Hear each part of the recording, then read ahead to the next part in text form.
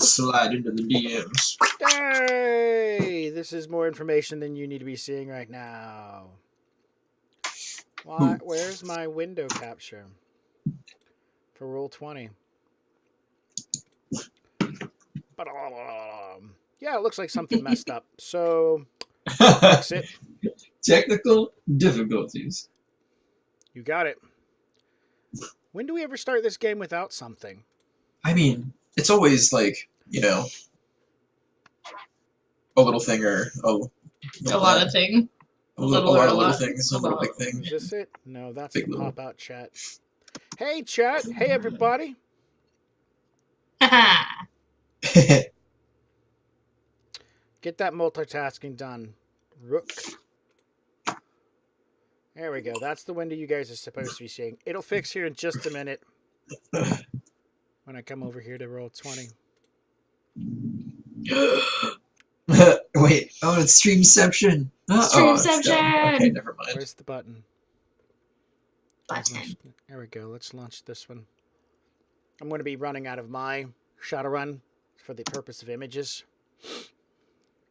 There we go. That's a picture of Robin's new character.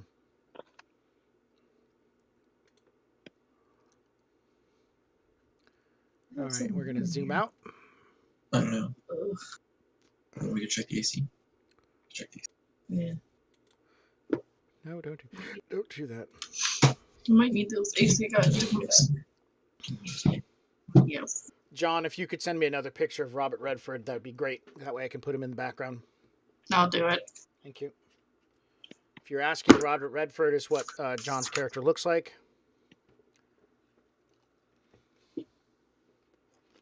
Look at me, I'm eating on stream. You need to send Max a picture of Robert Redford because I don't know where my phone is. Yeah, no, that's cool. We got it. That's cool. It's cool. To all my players, please turn on Audacity. Already got it up. Thank you. Already got time.is up as well. Yeah. This is the behind scenes. This is the stuff we're supposed to have done before we started streaming and you guys could hear us. Oh, you know what? I worked really hard to make myself look beautiful for tonight's game. We're definitely going to turn in a... No, that's not it. Max, you always look beautiful. Always. Aww. You want extra experience points, aren't you? I do. They're called karma in this game. Son of a bitch. What have I been giving you guys? Give me them XPs.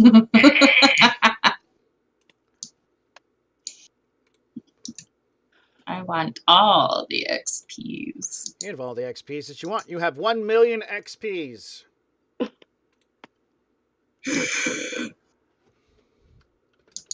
In life. In real life. Because those are dollar bills, y'all. We're not playing Murder Hobo. Oh. Do you want to play Murder Hobo? Yes. Use that. No. I do not want to play Murder Hobo. So, question about image use. If it's on Getty Images, can I use it? I don't know. Is Getty Image open source? Let's ask the Google machine. Images may be subject to copyright, so Oh. probably Ooh, not. yeah, that's not good. Okay. I don't know that I'm gonna be able to necessarily get you a picture, because... If it's a screenshot from a movie, it should be okay. Okay, so I can use that. Yes. Okay. Yeah. Or this... Oh, here we go. I mean, as long as you're not making any money off that particular image, like merchandising, it should be fine. Using it in a game like setting where you're just showing a representation is okay. That. Zoom it down. Look at this. This is production stuff that you're probably not supposed to see, but who cares? Okay, I'm gonna use this one. Do you guys actually care you see our production stuff because we're running late and whatnot? Yeah. If you don't like this, then we'll work harder starting earlier. If you guys want to see behind the scenes, Yeah, real people doing and real how things. I mean, unorganized we are, and how we're like running around like chickens with our head cut off sometimes. oh, damn it. That's not what I meant to send you, Max. I'm sorry. Oh, I am not opening that then. Yeah. Okay. Open imaging. No, is that what I wanted to do? Maybe. I don't know. Here it is. Do you need me to do it? No, Do you need your tech savvy wife I to can, send a picture? I can do it. So let me do it. Yay, okay, I think we got everything set up. I think it looks good. Pay no pay no attention to the people behind Okay. There you go, Max. It's in your Skype. this screen. Oh, that didn't even work. It's folded over. All right, I have it in my Skype. Ladies and gentlemen, I'm Max, your host for tonight's games, and tonight we are going to be playing Shadowrun. This is Original Box Sets channel. Thank you for joining us. Woo! We got our regulars, Radio and Rook. We start Audacity? No, not yet.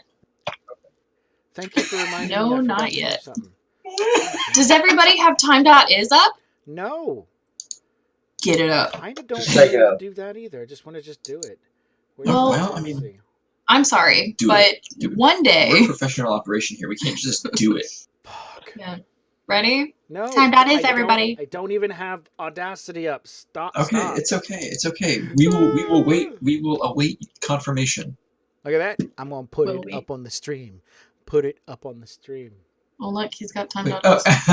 I can see it now. Is it delayed on you guys' screen? Yeah, Yeah. it absolutely is. Yeah. It's kind of freaking me out. It's like 4-second delay. Time travel. Woo. Oh my gosh, relativity's real. Okay, almost there. I gotta make sure I'm on the right thing. Chicken. Okay, it's recording. Stop. X that out. Chicken. Oh, there we go. Come on, do stuff. It's not recording me. It's recording the. Oh, son of a bitch. Stop. Delete that one. Why aren't you fucking working? This is the best.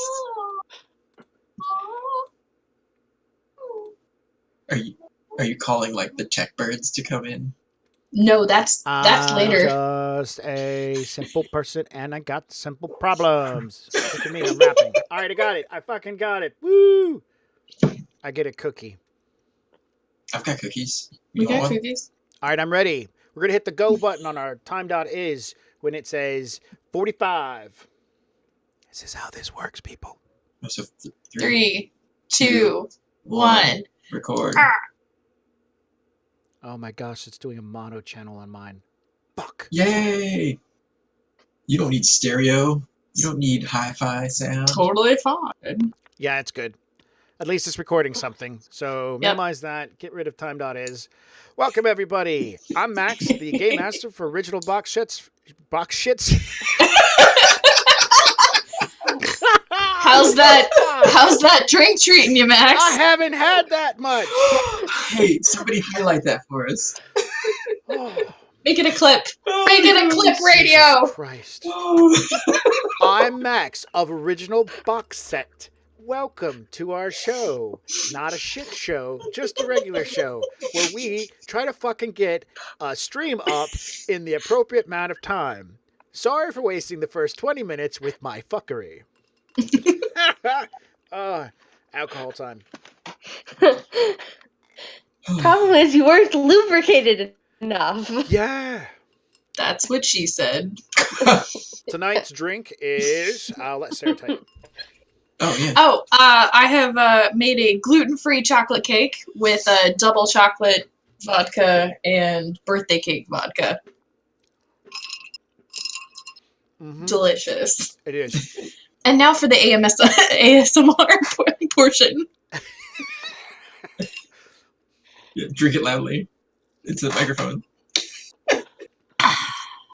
There you go. Drinking it loudly. Well, I'll eat French fries. You can hear me chewing. I'm so sorry about that. I was just kind of hungry. I can slop gravy with a spoon. We can. Ooh, is that a thing? I don't Hold on, know. hold on. We can make it a thing. That's it. No. Here, you gotta get wrist into it. Oh, And you gotta get the scoop and then I can't slop it believe in. That we just hit the mother load of soft serve ice cream. okay. No, I can't believe how easy it was. All right, to well, save hundreds of dollars on my What car has insurance this because- channel become? A bunch of people hanging out having fun. Oh yeah, Yeah. the best. Yeah, you eat that gravy with a spoon. Gravy. Gravy Okay. with a spoon. It's the South. It's okay. All right, so my other two players are complaining that they quit playing video games to come to this channel. So I guess I should get started. So last we left off, the group had recently got Sorry. reorganized just a little bit. Some other players are having a little bit of difficulty. Their characters have run into some speed bumps in life, and they're trying to resolve them. We pick back up near the end of the story. They had reached out to an expert to try to resolve one of their current magical issues, or at least give them insight into their magical issue.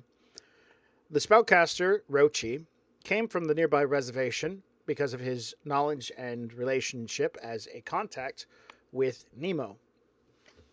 Came out and stated that the baby in which Trixie is going to have has innate magical talents. And he suggested, or he didn't suggest, we didn't get to that point, but he was going to suggest some sort of fix for it, like protection magic. Does everybody hear me okay? Yep. Great. Uh-huh.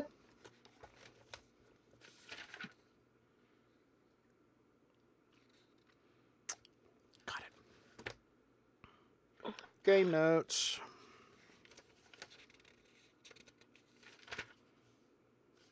There we go. I know he said maybe wearing like a dirt vest around the baby. Maybe that was my suggestion, but he's like, it might work.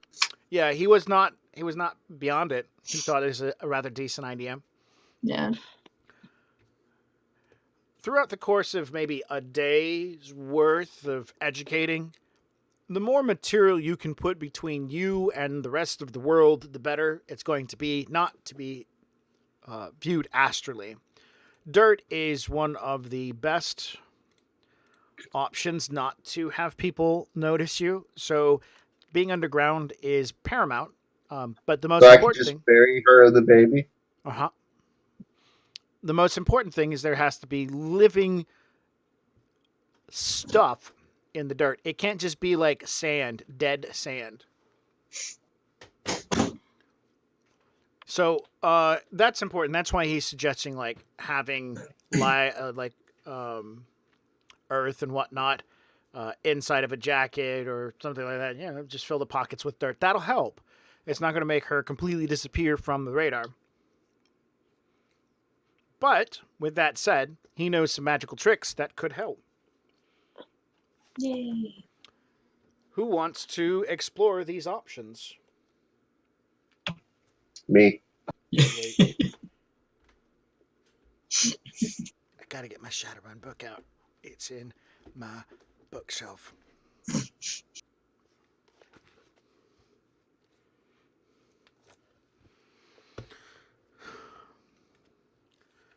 So he tells you that he needs to make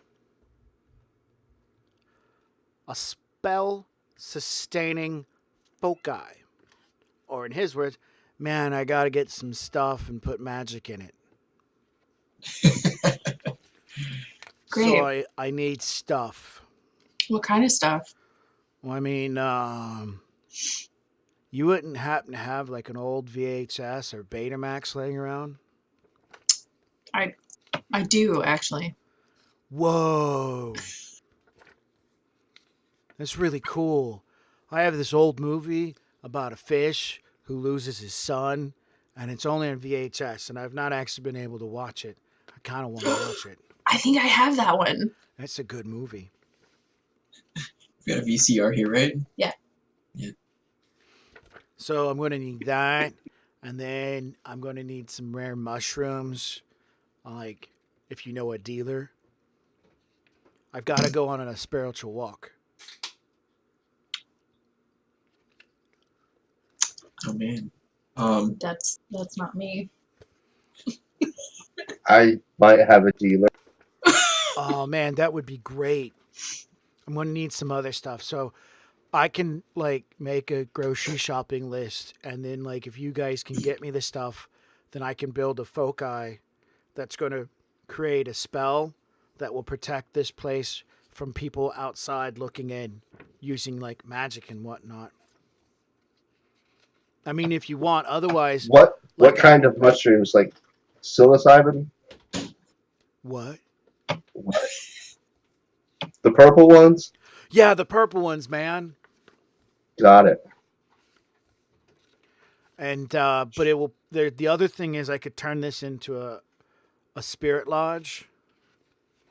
The whole apartment, maybe even the whole floor, if I get enough materials, and that would protect the baby too. It'd protect everybody on the floor. It'd be pretty epic. So yeah, make up a list and we'll divvy it up. I mean, how do you feel about this living in a spirit lodge? It's totally cool, man. Living in a spirit lodge, it makes you so much more in touch with yourself and everything around you. And my totem is like the bomb. He's super smart.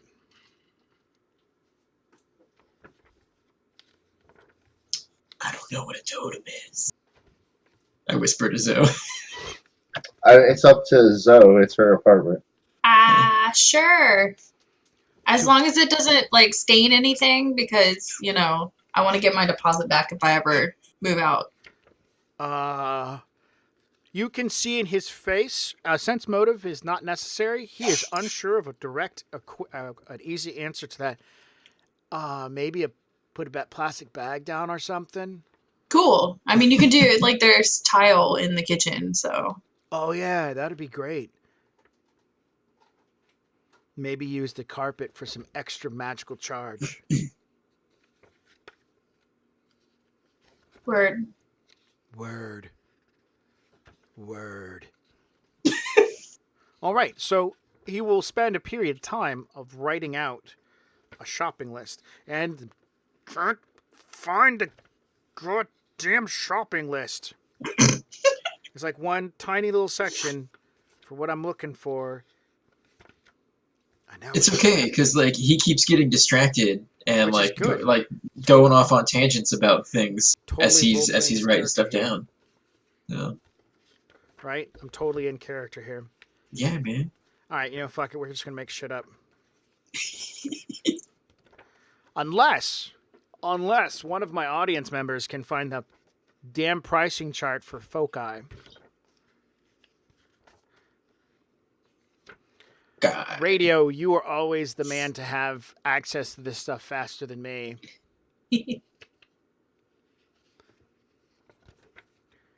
I'm looking for a pricing list revolving around foci. Oh, I just remembered where it's at.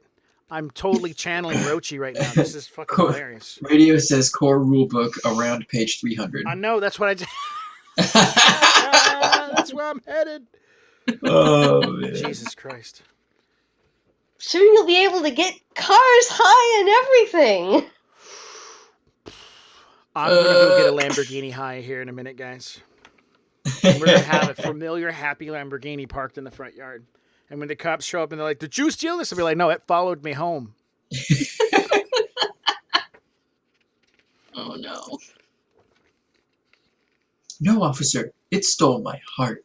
Oh, I'm pretty sure you go to jail for that too. Yeah, and then tase you. In fact, that's part of one of my other games on Friday night. I'm running serial killer who steals organs. Like pipe organs? No. Like from churches? That would be a whole lot of work. Yes. And well Steals it one outside by the one. realm of, something the FBI would get involved in. What if it was a serial pipe organ stealer? That's a lot of work, and they're really good. I'm not sure the police or the FBI are going to try to stop that person. Because they're able to repeatedly steal pipe organs. Magic. Oh man, that Aliens. value's too goddamn low. Fuck that shit. This shit's magic. It needs to be expensive. 1 million nuyen is a suggestion from Cassie. I know, she's great. She's so concerned for you guys' ability to actually buy shit. Isn't she making soap? Yep, she's making soap right now. Introducing Smart Dogs. Sonny's not here. Are they the answer to distracted driving? Nope. But Geico has a simple tip. If she was, Turn maybe on she'd Do get us Not a job Disturb at while KSW driving mode. Yeah, so that way we could buy the totem. Bam. Do that. So, I have another channel opened up that is Yeah, watching no. our stream. And the commercials come through. So now we got to go over here and tell it to shut the hell up. Bam. Solved. I was like really confused. I thought it was me. Nope, that was me. Wow. The commercials pop in. You don't get to control them. Okay. So he brings us a shopping list. Purple mushrooms, a series of electronical components, the fender to a 1998 Lincoln Town Car, rubber pads and rubber pads, the kind that you put down to insulate a piece of electronics from the ground, and rubber boots, size 11 wide. Double wide would be preferable. And he creates a list of things that sound odd and not in conjunction. He also asks for a full skeleton of a chicken. So are you guys writing this stuff down? No? I got the mushrooms written down. Great. Fender to a 1998 Lincoln Town Car. Front fender, driver's side preferable. Passenger side will work, but we get more focus out of the driver's side. A 98 Lincoln? Yeah. Mm-hmm. Almost 100 years old. Okay. Rubber boots. Double Rubber boots, wide. rubber pads. Size 11. Double wide would be preferable. I mean, I can get most of these on On Nile.com. Nile.com. Yeah. He also dishes out, other than the VHS or Betamax, which he says he's going to be taking apart. So he dishes out a list of electronical components. A whole chicken's skeleton. He says that's an easy one to get. So, like, head, neck, feet, wings, everything attached. So. Yeah, just the bones. Don't need the joints or anything, or the meat, Right. or feathers, but just all the bones and the beak. That's important. And yeah, and with those things and some wire, like a decent amount of wire, he will be able to construct a foci, a magical thing that will create a barrier that will protect this apartment. With a little bit more work and investor of his own personal spiritual energy, he will say, with the help of his totem, he could create a magical lodge, which does the same thing. It's just your choice. Do you want him to do magical lodge? which allows magical things to take place in here a little bit easier, and he can like do research, and it's kind of magically protected.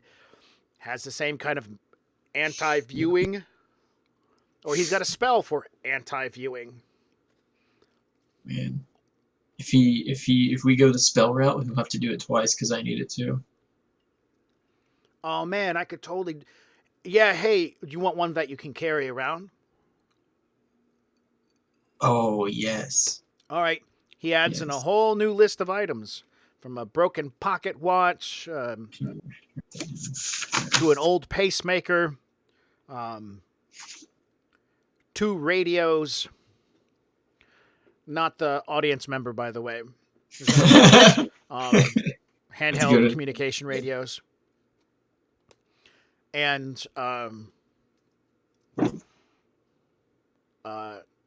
necklace chain to put it all on. Okay. And so for the house, he's gonna. Sorry, let's talk game mechanics. For the house, he's gonna make a rating 6 spell casting foci, and then he's going to put a spell in it called Mana Barrier, and it's going to stop. You're going to have somebody potentially powerful to be able to go pierce it and look in. The other one, the Lodge, isn't as strong, but it's also not going to cost as much. He's actually going to be spending some of his karma to create this thing. He's going to be sending his karma to also create the thing for John. For John, he's going to make a level 4 spellcasting foci, and then he's going to put Mana Barrier in it as well. So if anybody else wants a foci for Mana Barriers and stuff like that, he can do this. It's just the rating 6 isn't going to be as portable as you would like. I want one. Rating 4, rating 6. 4 portable. Okay. Same list as what John's got to get.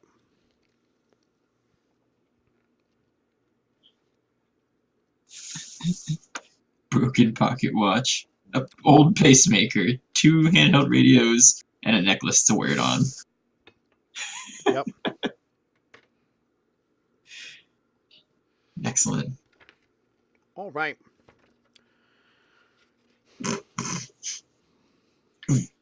So looking at this list, we're going to go from top to bottom as far as it goes on my screen. Actually, we're going to go from Jay to Sarah, then to John, and you guys give me a rough idea how you guys want to find these things.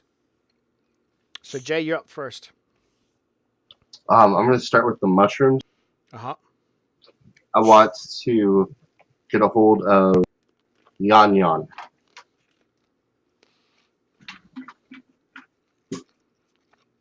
Okay. What was Yan Yan's friend? Do you remember? Her friend? Yeah. I don't remember her name. But you remember she had a friend that was always there, right? Yeah. Okay. Kind of wish you knew her name. Chat. I need a hot-headed, hippie, kind of Anglo-Saxon white girl name.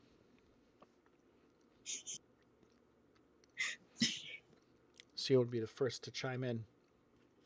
Just the first name. She doesn't have to have a last name. Perfect. You call Yan Yan's number. Scarlet answers. Hi, Scarlett. This is Gears. Hey, Gears. I'm looking. What's up? I'm looking for some stuff. Is Yan Yan available? Oh man. Yeah. Probably not a good thing. Yan Yan got picked up by KE about 3 weeks ago. Okay. Yeah. And I never picked up her trade. Okay. Would you know anyone that's... Hey, Gears. I'm not sure this phone number's okay anymore. Okay. Yeah, thanks. If I see you, I see you. Yep. See ya.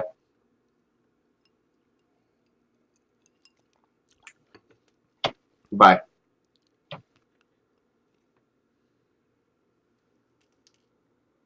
Well, that's all I have for an idea. Now you got to go find drugs the old-fashioned way. Go rob hobos. Can I roll street? I'm excited. He's going to use one of his skills.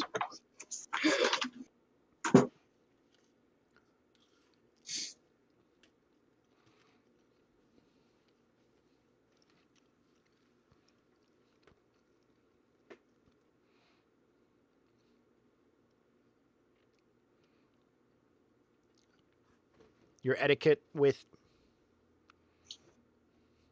I don't know if I have the right skill. You should have some knowledge of street gangs, man. I could remember... I have street gang identification. Oh, I thought you had etiquette. See that group of people over there wearing chains and leather? That's a street gang. Yeah, I have organized crime. I have black market pipelines. I have smugglers. I have runner hangouts. So, I've got everything but that. I've got some street knowledge, man. I can help you out. All right, let's work together on this.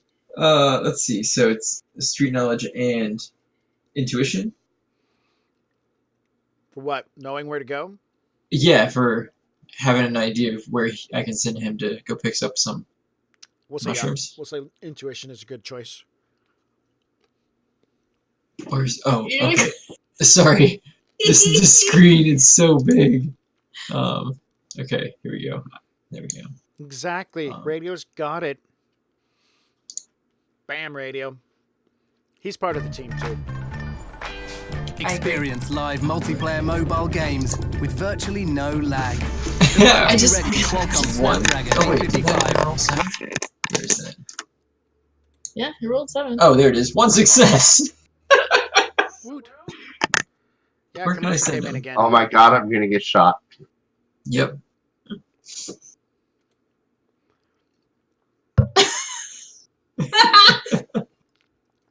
I apologize. I had to close the other window out. Commercial unmuting my stuff. What happened? Oh, I got one success. Excellent. Yeah. Did you botch, glitch, or anything like that? I got 2 1s, but I rolled 7 dice, so nope. All right. So...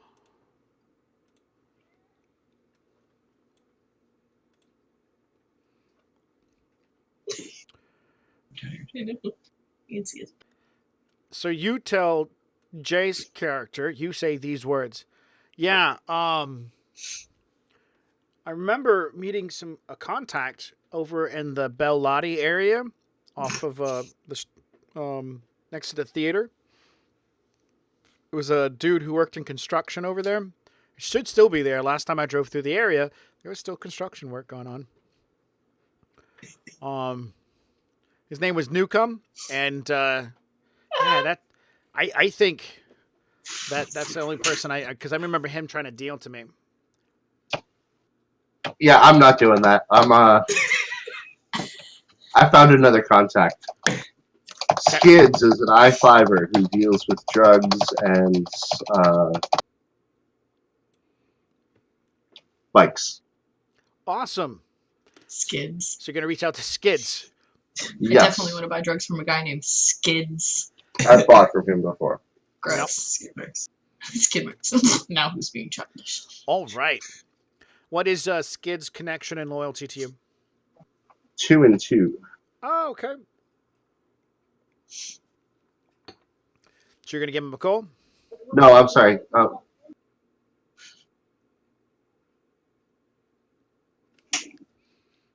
Connection is 4, loyalty is 2.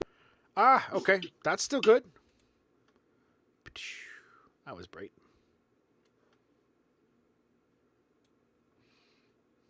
Yeah, I'm going to give him a call.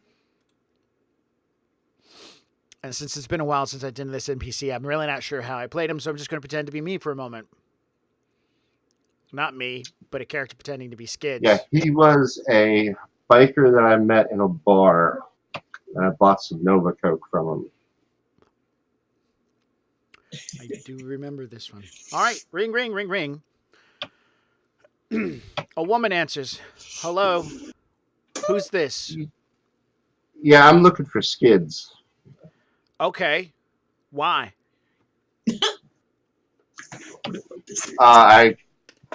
Some business. Okay. Well, if you've got business with him, he's at this address, at this location, in this bar. You can go there and meet up with him. Perfect. Thank you very much. And she hangs up without saying goodbye. Terrible person. All right, I'll write down the location, plug it into maps, and go to that place. All right. Weedaloop, weedaloop. You zip over there. What time of day is it? I don't know. What time did you I guys checked get the up? watch to see what time of day. We're going to say it's probably about 7 o'clock. And if I remember correctly, this is still on the weekend, so we're going to say it's a Sunday. 7 o'clock in the morning? You want to make it 7:45? No, I don't. Okay. It's a drizzle right, yeah. outside on your drive over to the place called The Porch. It is a nice, comfortable little biker bar / eatery. The smell of food coming out is very tantalizing as you pull up. Collection of motorcycles and mostly SUVs and trucks, as you have definitely driven a little distance out of town. You're in part of Tacoma. Doesn't take you long before you find or see Skid. I should say you see Skid sitting out in the open air eatery area with a bunch of other guys having drinks around some empty plates of food. Okay, we've got a problem before we get into this. Yes. Skids is an I-5er. Yes.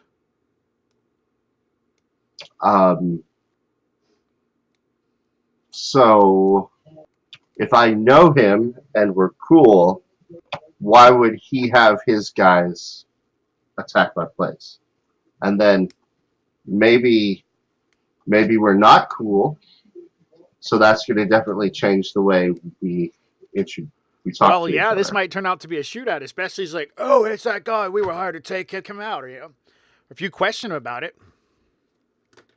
Okay. So I'm going to go in there. I'm going to have a gun. Mm-hmm. Probably one that's at least...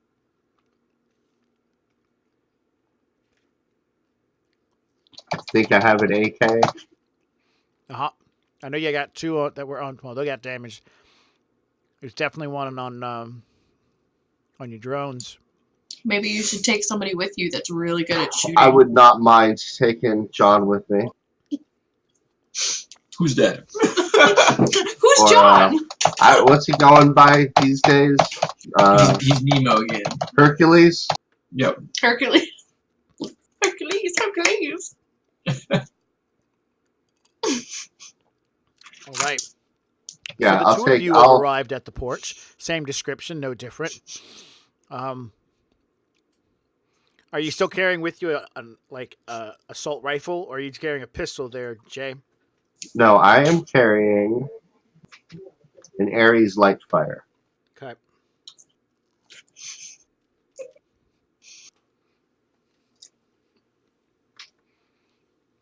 And I'm carrying my Oh, good.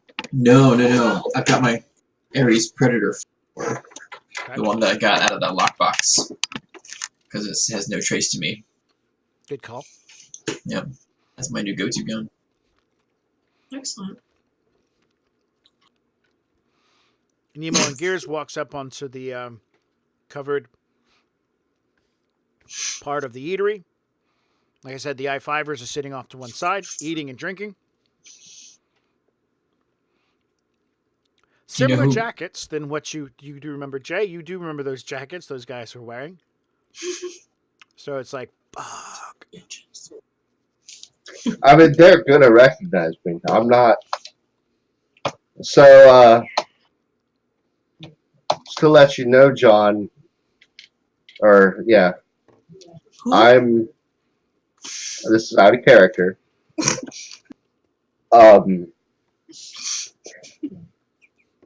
We may be here for a different reason than I'm just telling. I'll put it like that. Rude. That was out of character. Yeah. I would tell him that in character. No, I'm not telling him that in character. It's best to have your assassin. Actually, yes. You can't tell him how to play his character. I'm sorry. Yeah, Go ahead. I'm Go not an ahead. assassin. It's fine. I'm a neighborhood-friendly street shooter. I will fill John in on the. I will fill Nemo in on the information and the history as we're going there. So they're going to recognize me. Are we in your van or are we in Christine? Christine. Tracy. Sorry. I don't. Yeah. Tracy. I can't believe I called her Christine to her face. Yeah. You took You out gotta the watch ejector that. seats. You're fine. Okay. So on the way, you're telling me, oh, by the way, Fiverr shot up my compound, blew up my guns, and drove a And truck through my front door. Yeah, and then I killed a couple of them and sent one of them back with a dire message to their boss. Oh man, I did the same thing, except. Oh wait, no, yeah, I did kill a couple of them, and then I left one of them alive and sent them back to their boss with a dire message. Man, we're like twins. Yeah, amazing. So I only brought one gun. You probably should have told me this before we left. Okay. Okay. You guys are there. Let's do this. Surprise. Do you see your friend anywhere? Yeah, do I see my friend? Yes. We haven't walked in yet. Yes, Or have we on walked? the porch. You see him on the porch. The only way you're going to see him is if you walk up onto the porch area with everyone else. Yeah, well, yeah, I'll start walking over there. I am going to hang back a little bit and judge his friend's reactions without them seeing me with him. Okay.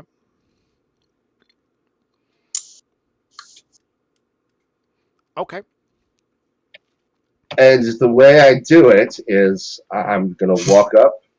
I'm going to walk into the entrance, pass over the threshold, and just stand there. Okay. Anybody who does that for a short period of time generally is ignored, but you stand there long enough for people to stop what they're doing and turn to look. There are some non-biker gang people here, some norms, and then there are the bikers.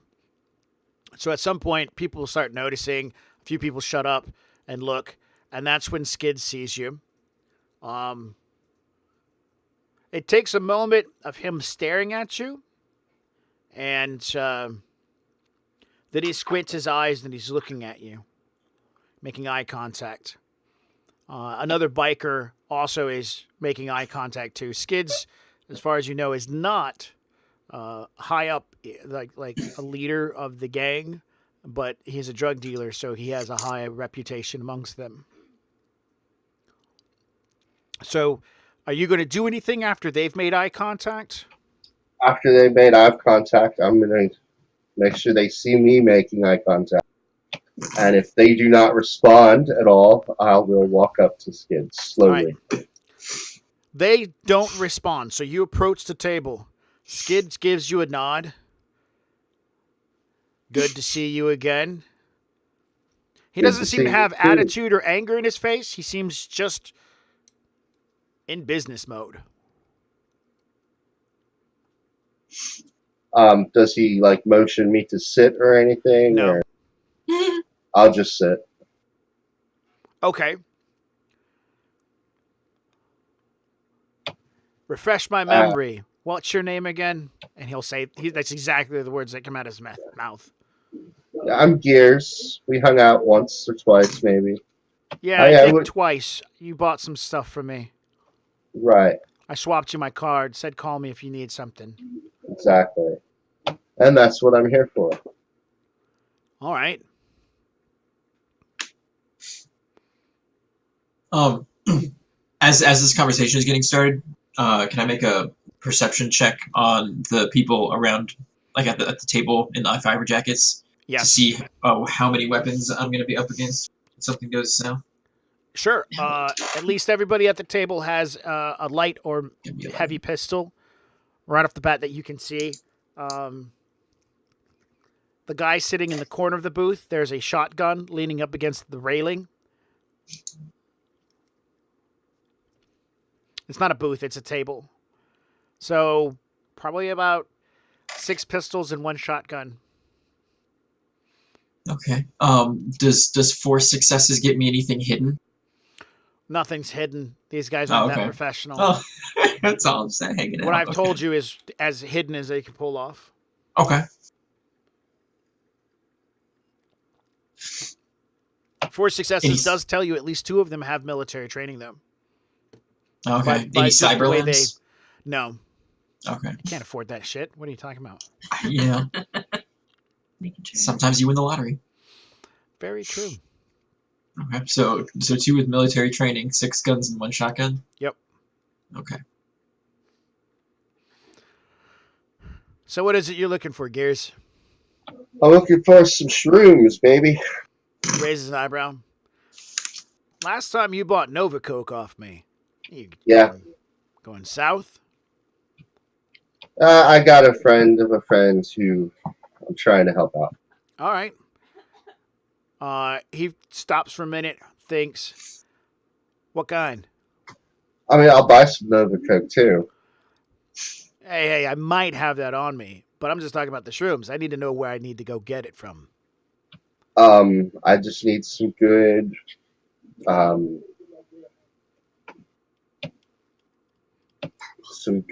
purplish shrooms. All right. Anything in particular? You just want me to hook you up with some shit that's gonna knock you out? Some nice clean stuff would be good. Okay, I can do that. I'll see what I can get a hold of. Let me roll some dice over here. Right. Shoo-ba-doo. And then his charisma and his dice versus this. If I can see that right. Up too high. When do you need it by? It's no rush, just as soon as you can. All right. My girl said you called from an unknown number from our phone book, so that means. Actually, he doesn't take that back. He says, "I don't have your number, so give me about 2 days. Reach back out to the number you got, and my girl will let you know where you'll meet me at." Sounds great. I appreciate it. Do you want the Nova Coke now, or do you want to wait? Yeah, I'll take some now. All right. He fishes into his pocket and tosses out a small bag onto the table. $2.50. All right. And then I'll. Now he just throws it on the table, right? Yep. Middle of everybody, kids nearby playing and whatnot. He gives no shits. Good. I will break him off a line and share a bump with him. Okay. He gets a quick hit. Because he'll do his own shit. Then he pulls out his comm link so you can swap over the cash. Yeah, I'll give him the cash. All right, $2.50 in his pocket. Bam, mark it up your character sheet. You now have 3 doses of Nova Coke.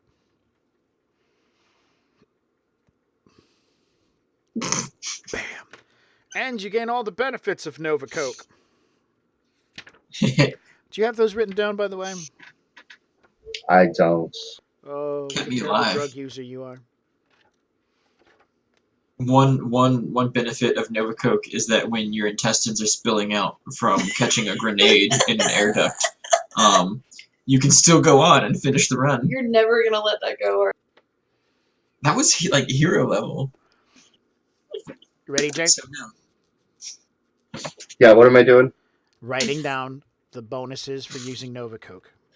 Okay. +1 to reaction.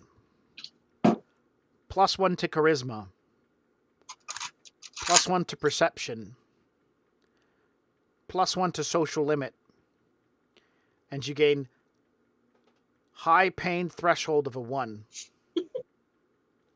After perception, it was a +1 to social. Limit. And then you gain the advantage high pain threshold of a 1.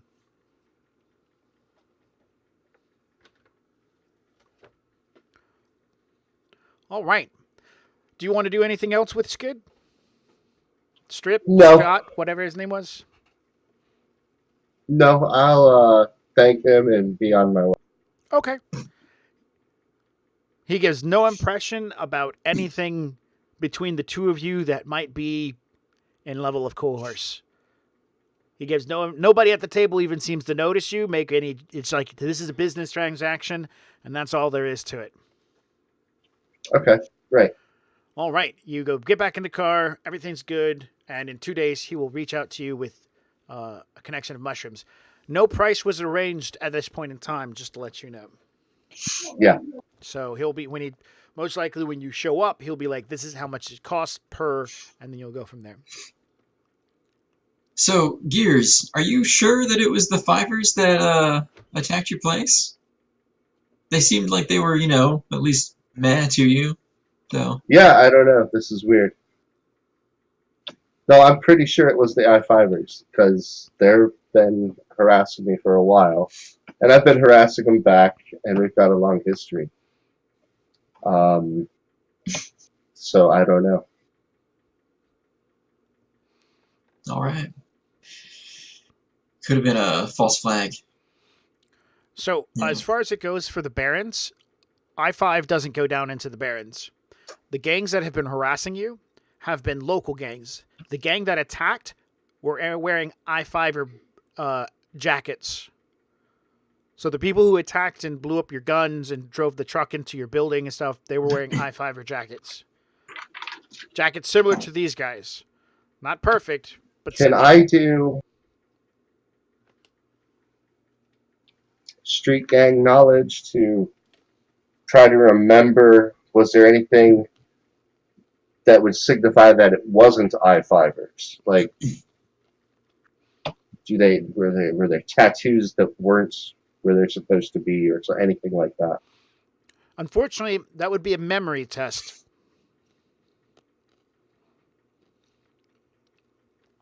To remember. And if they have tattoos, they're generally going to be on a place where you have to actually look for them. So, like, you take your jacket off, it's on your arm sleeve or something like that. Right. It's been a while.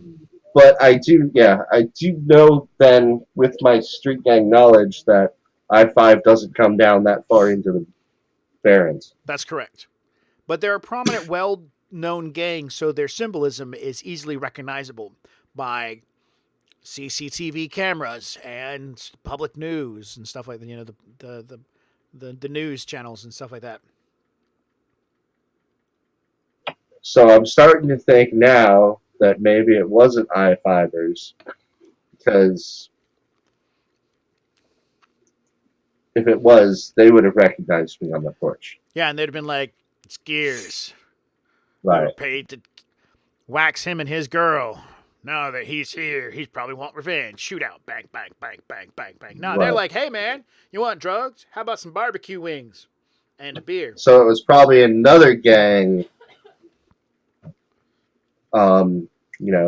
Yeah, somebody's just using try to throw intimidation 'em. tactics on you.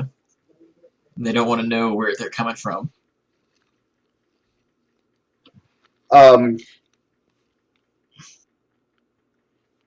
What gangs do hang out around the Barrens where I was? Quite a number of them. Most of them distinct themselves by what territories they control. I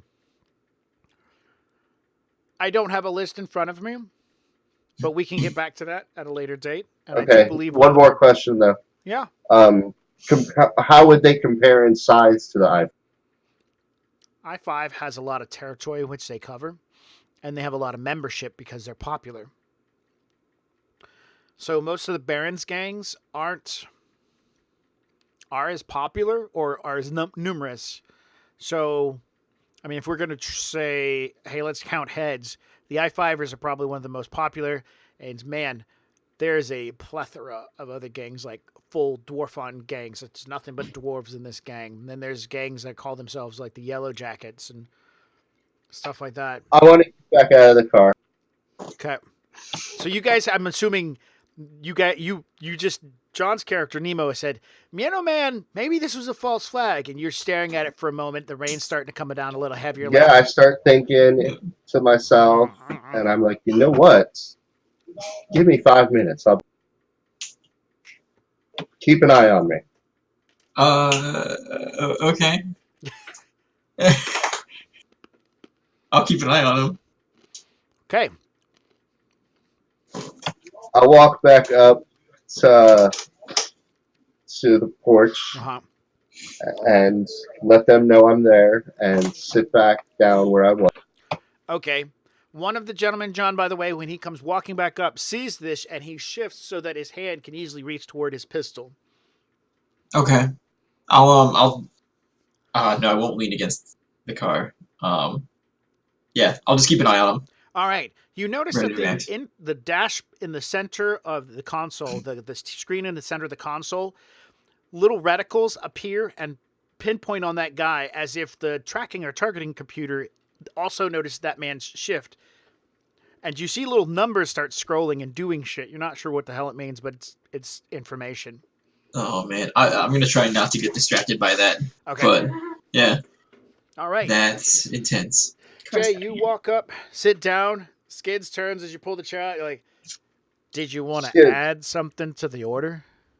Kids, sorry to bother you one more time. I got an issue I want to ask. Oh, shit, he leans back. What? I had a run-in with a local gang where I was staying. And I don't think it was I-5ers, but they were dressed like I-5ers. Uh-huh. Would you know, does this type of thing happen? Fuck yeah. Would you Everybody around happen the to table's know? like, oh, yeah, fucking shit. Leaning off to one side and whatnot, at this point in time. The guy who had shifted his chair moves back to the position where he's at and eating his soy wings. Skids leans forward and goes, yeah, shit like that happens. You give us an idea where you were at, and we'll drive through and see if anybody's wearing our colors. Okay, yeah. And I'll give him the address where I was staying at the warehouse. Maybe describe it a little bit. What happened? And he asked, he just wants to know the whole detail. Well, they attacked my place, and then I was I was away while they attacked. I came home and found a couple, and I took care of it, but I had thought it was you guys for a little while, and I was a little angry. Oh, that's explained why you walked up the way you did. Yes. But yeah, they did a number to my place, and yeah, if you want, I'm a little more. I just kind of wanted to let you know that this gang was out there using the colors, and you can do whatever you want with that knowledge. The guy who's between you and Skid sits there and goes, fuck yeah, I just got that bulldozer upgraded. Why don't we take it down there and knock down any barricades and maybe a building or two? Skids goes, sounds like a fucking plan to me. I didn't have anything coming up this weekend. And the other guy goes, wait a minute. So-and-so's getting married that weekend, this coming up weekend. Skids nods. All right. We'll go to the wedding. Then later that night, we'll go fucking knock down some buildings in the Barrens. Everybody's like, yeah, and start tapping beers.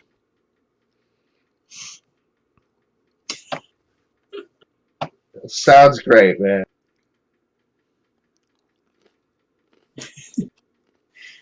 All right, well,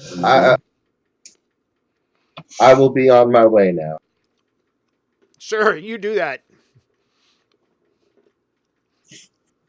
You have a good one. All right. So in 2 days, Skids will reach out to you and let you know about the mushrooms. You'll have a pickup point and stuff like yes. Giving them that information and stuff, would my loyalty or connection change at all? Not until they kill some motherfuckers. Okay. Especially if they catch somebody in jackets that's theirs or older jackets that are theirs and they get an opportunity to kill it, they'll come back and give you a high five and be like, thanks, brother, for watching our ass. You know? Not until somebody does, though. Okay. Bulldozer bachelor party. Very nice combination of words there. So, in about 2 days, he's going to reach back out to you and he's going to offer to sell you a couple of ounces. It's going to be 700 new yen per ounce. So, you probably need to find out how many ounces Rochi needs. Yeah. So I'm in the room with him. I'm just gonna shout it out. Hey, what's his name? Rochi. Hey, Rochi. How many ounces you need? Enough to help me on a spirit quest. Okay. Give me a number here. 6. I like the number 6. So 6 half ounces. Jay, you do know that a logic plus chemistry or logic plus biology would give a better answer based upon what his body weight is versus what the chemical does.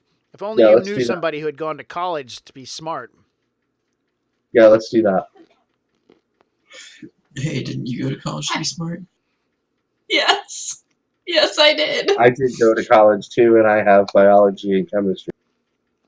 That's what he was hinting at. Yeah, Jay's character is an educated individual. So why don't you What? Yeah, 2 college graduates.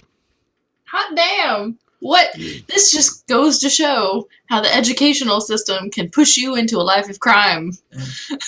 I went to a trade school. Fuck, that's good. You did. Yeah. You did. All right, so what do you want? Chemistry and Yeah, biology. logic? Biology and logic or chemistry and logic. Whichever you want to roll. Chemistry and logic is what I have. I don't have biology.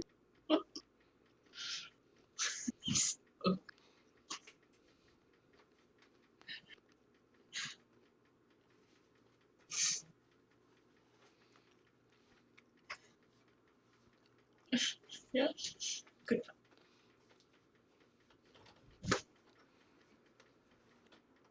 2 successes. By your estimation and his constant drug use, for the best result. Do not listen to radio. By your estimation, 3 ounces is going to be the best choice. Okay, 3 ounces. And it was $7.50 an ounce? Yes. All right. I will tell Skids that I would like to get 3 ounces. Excellent. Done. We'll worry about that. Let's move on to Sarah. Oh, hello.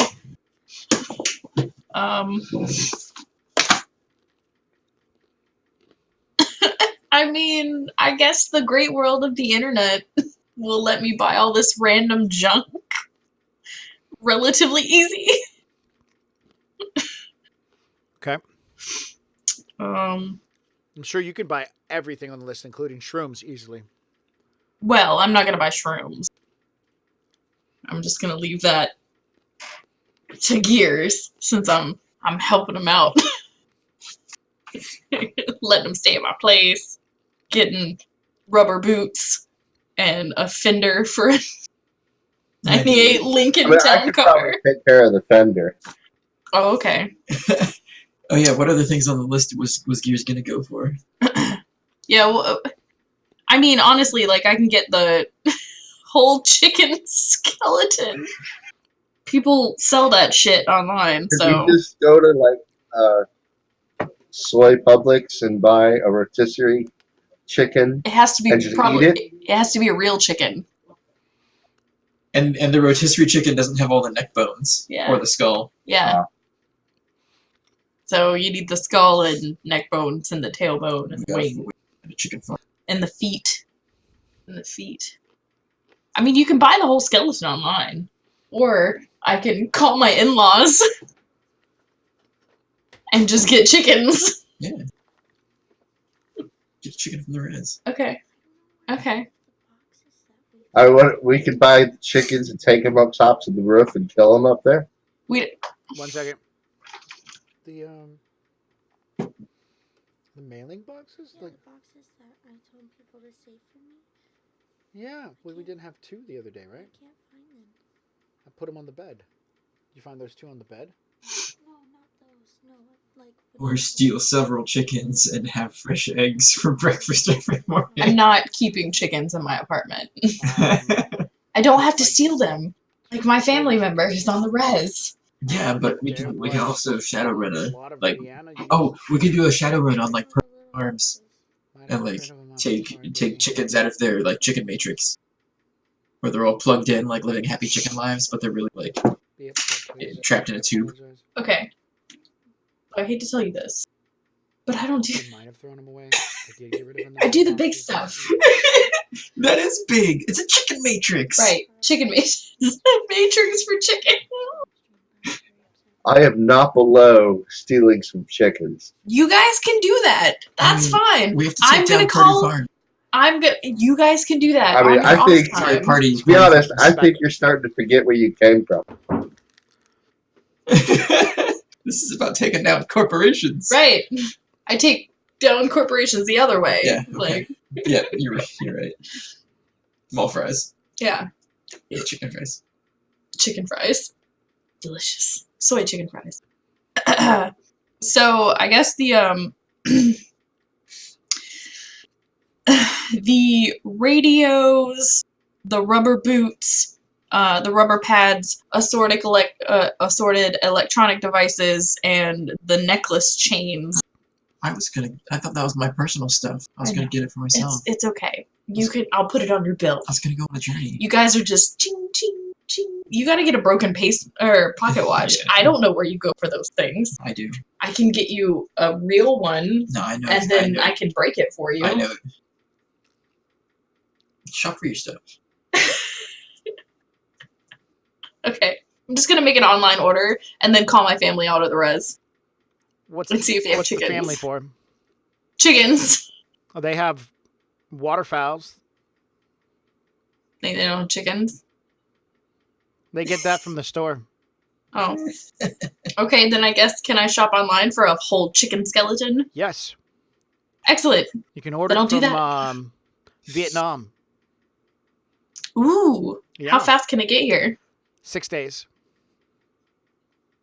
It's coming straight from Vietnam. Whole chicken Wait. skeleton. How about express shipping? 4 days. Knocks 2 days off it. Why don't we see if we can find a local taxidermist to count a chicken that'll sell us? Do you know how taxidermy works? It's not actually the skeleton in it most of the time. Oh, but they can, like wire the skeleton back together. Oh, the are you super talking creepy like ones. an exploded skeleton or like the They just wire it back together. articulated Yeah, articulated skeleton? articulated. Okay. You can find one of those, I'm sure. I guess I'll look through the white pages. What are those? I don't know. The electronic white pages? Oh. Everything's on the matrix. I know. I'm just saying. Articulated chicken skeleton whole. Bloop. Okay. Matrix perception. Excellent. John, I really want to know where you're going to get a broken watch from. Oh, just wait for it. Okay. I can wait for it. I'm excited about that one. It's like, what has he got?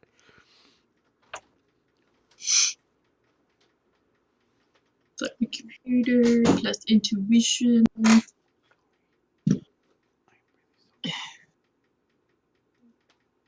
That's that I'm never much. to throw a box away again. I promise. Okay. They might still be in the garbage can. No, wait. No, they won't. That one. 5 successes. Excellent. Yeah. You and Kuma are doing some searching. And Oh, that's so- without Kuma. Oh, that's without Kuma. Yeah. So you are doing some searching, quite a bit of it, as you're sorting through data file after data file. Cat assists every once in a while, knocking down one and destroying it. Like that. And You find some people who sell them for articulated skeleton structures and stuff like that quite a bit. And they're done for some of the local colleges. The animals are set up for students, biology students. And then as you're digging around, you find out that the professors or this company that make these articulated skeletons, several of them, get most of their simpler bone structures and whatnot by buying leftover materials from the Orc Underground. Oh. So they just go to the Orc Underground and buy like skeleton material and then articulate it from there. Awesome. What a coincidence. What a coincidence. Why? Well, because that's where I'm going to find everything on my list. Oh, God. Road trip! The Orc Underground Market. Okay. Let's go. Let's do it. Last time I was there, I looked like an orc. Oh, do I need to? No, I'm cute. That's fine. Wait, do you need like a cloaky cloak spell or some shit like that? I don't know how this works. I mean, I don't know. I'll just go with me this time. Sure, everything will go well. Yeah, I'm sure it'll be great. Wait. What? Should wear like a half. I rummage around in my drawer and find him one of the really cool like pollen masks or like the face like half face mask that like whenever you're sick you put it on as a courtesy. But it's really cool and it looks like it has like teeth. Oh, Okay. yeah. Yeah. Yeah. So I hand that to him. It's like, here. You're gonna need this. I'm not sick. Put it on. Okay. Do Uber. No, you already take my bike. Oh. Okay. Yeah. Wait, what's the weather like? I should check.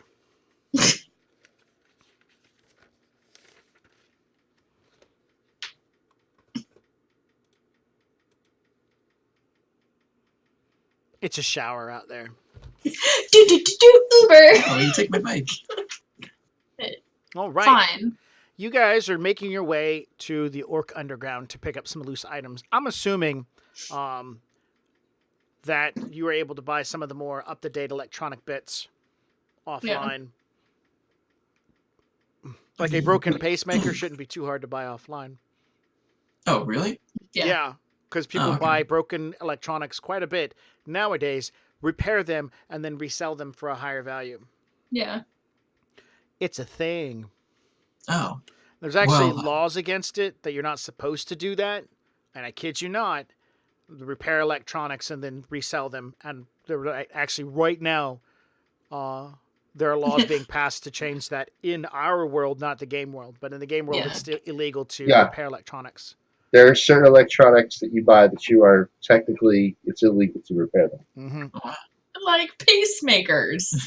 Yes. Man, I thought that was going to be one of the harder ones to find. Okay, well, No. I'm excited about this trip. Like I said, radio, pacemaker, the necklace you can find, rubber pads, the rubber boots. We'll let Gears get the fender. I mean, if you want to get the fender, you can. I'm just saying I could if you want. I mean, if it's online, I can buy whatever online. The hard thing is a skeleton. Like, I can have everything else, like, here next day delivery kind of thing. Yeah, you got a bonus delivery from where you live. But do you want to you want to pay for it, or do you just want me to steal? Just invoice him. Look, I don't steal things and ship and take them to my apartment. Or like, I don't steal things from my apartment. Like, you and me are two very different people. Yeah, I mean, you look at this place. She has a nice apartment. I have a really nice apartment. I pay a lot for the place. I don't want to, one, get kicked out, and two, like, ouch. Ouch! What? This place is fantastic. Yes, and you had to run from it because people were searching for you. Yep. All right, we're at the underground. Yeah, so we're at the underground. Making our way there. Looking for fucking chickens. All right. That's actually really easy.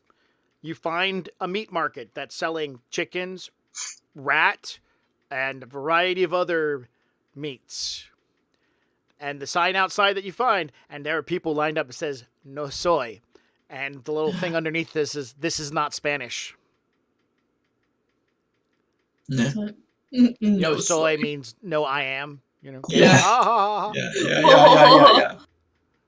In Spanish, it says no soy as well, but it's not. Anyways. Yeah, it's busy. There are a lot of people lined up. You've wandered in.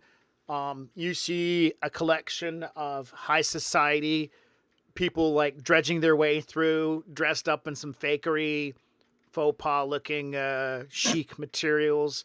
You see the people who are more common down here.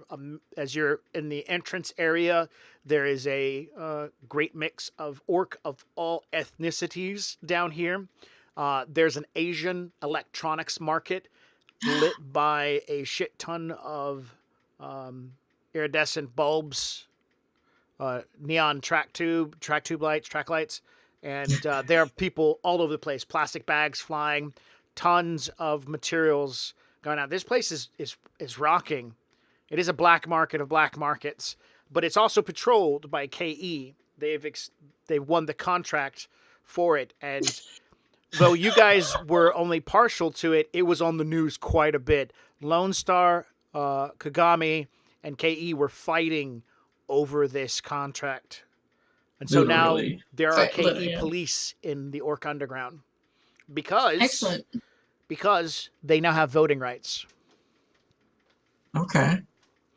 So you come in and you don't go more than maybe I'd describe it as a block into the Orc Underground before you come across this huge eatery. It's a surround-style deli opening, rotisserie behind it, and they say no soy, all real meat. And it's rat, chicken, and snake, and other small vermins, lizards on a stick, stuff like that. Whatever slow-moving meat they can get their hands onto. They roast it, cook it, season it, and sell it. Do you want a sandwich? Since we're here. We'll bring sandwiches back for everybody! Yes! I'm so excited. Oh, you must be really excited to have all these people at your place. No, I'm not. I just like feeding people. Anyway, yeah, I guess we'll queue up, and then whenever we get up to the counter. Wait. Is the eatery the same place that had the whole chickens? Yeah, they have chickens listed on their menu. Okay. So you queue up, stay in line for almost 15 minutes to get to the front. A small group of uptown girls sitting there going, "Oh my God, this takes forever. The food here is so good, though. Like, I'm totally going to trash out on it. Oh my God, Me this is too. my first and time. then I'm going to binge for at least a day." You mean purge, bitch. Hee.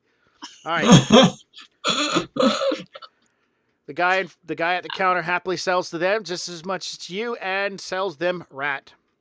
That's what they ordered. That's what they got. Cooked rat. But it's like so chic to be so underground.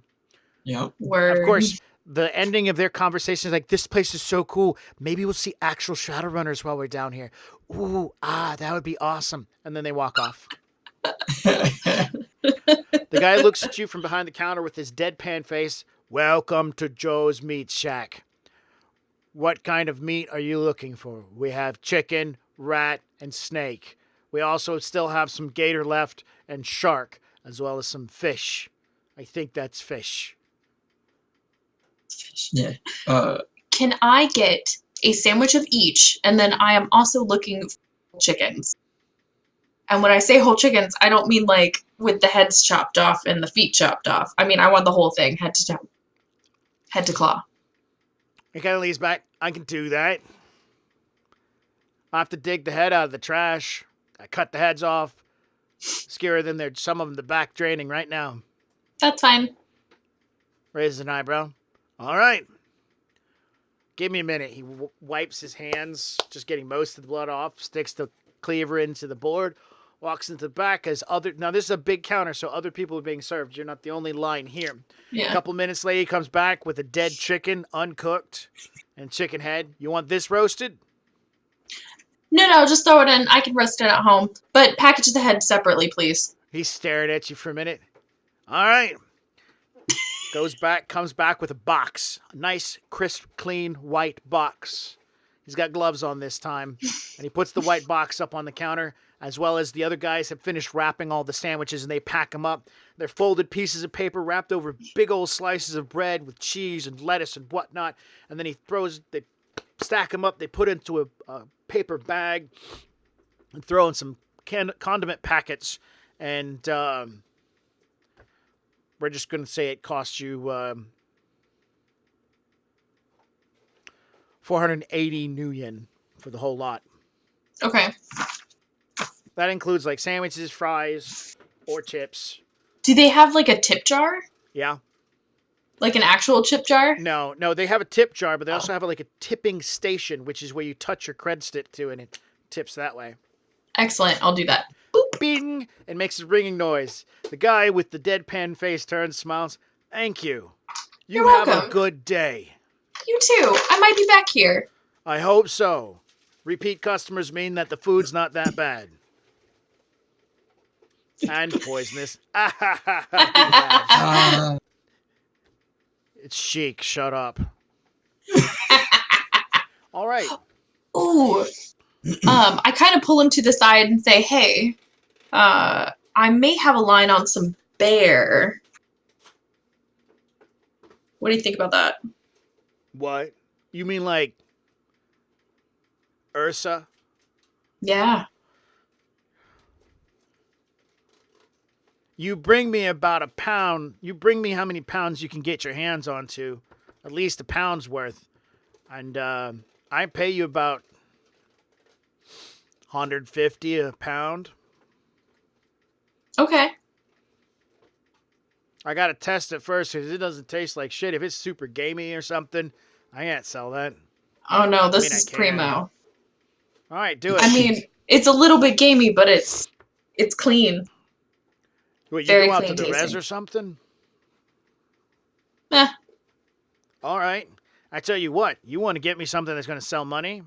You get my hands on some moose. That makes me money. How much? You bring me about 5 pounds, I'll get you $2,000. Out of character. I got that in my freezer.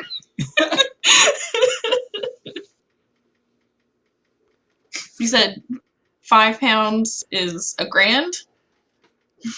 5 pounds, $2,000. $2,000. That's the best offer I can make you. And bear was a pound for what, 150? Yeah. Excellent. And I'm sorry, what was your name? Huh? Let's say I'm just going to steal from Demolition Man. Spartan. John Spartan. There you go.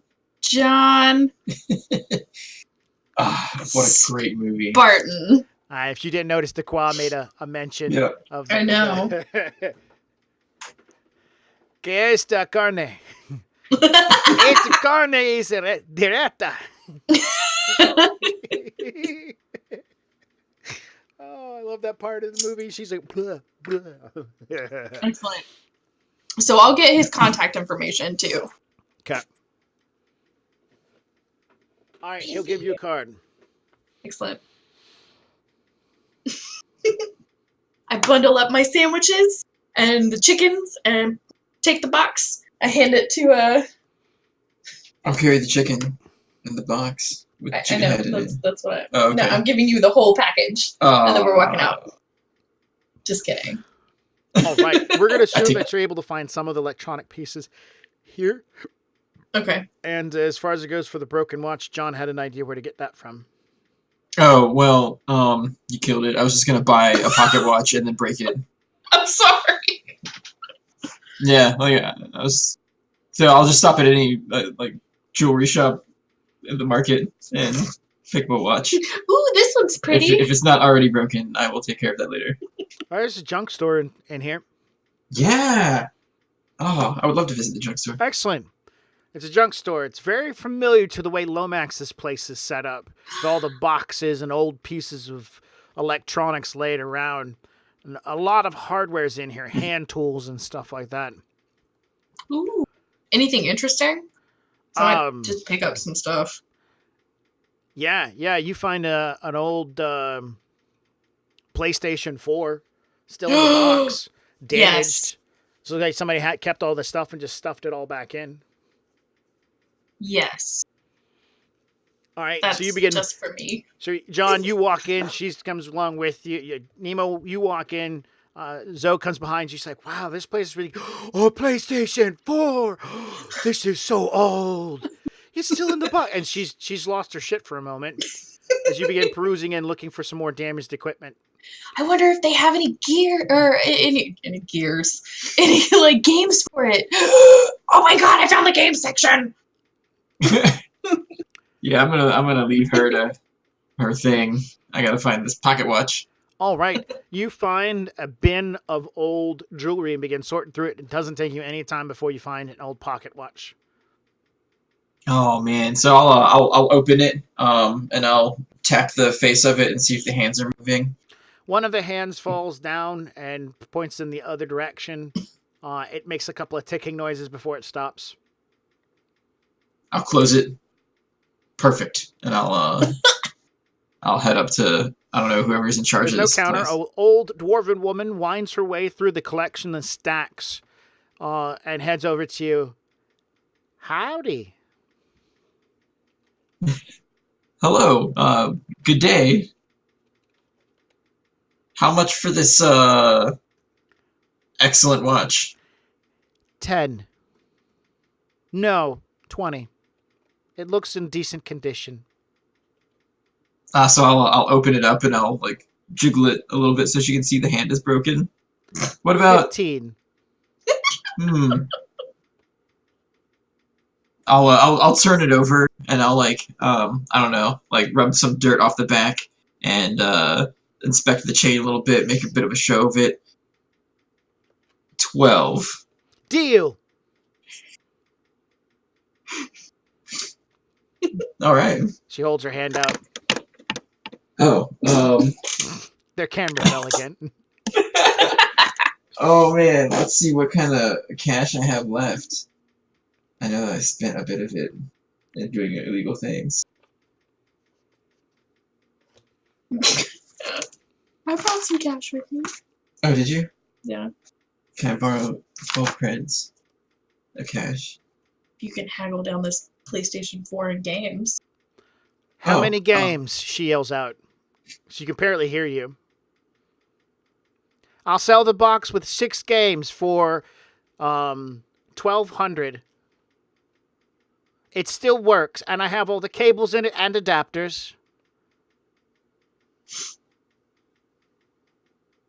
What if I buy this broken box of parts with it?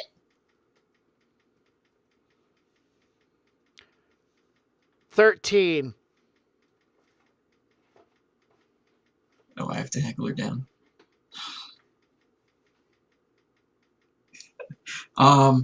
Would you take $12.50? Deal. Haggled. I push his face away and say, "I'll give you 1,000 cash right now." Ooh, what bills? If it's not Aztec, I don't want 1,000. They're the ones that I can get the most food with. What corp bills do you have? So, out of character, I don't know. What cash did we get? We got quite a variety. Do you have that written down? Oh, you know what? I might actually have it. Good. Pretty sure that's worth. But we had like some Newcast stuff. Mm-hmm. All kinds of cash. I'm checking. Nope.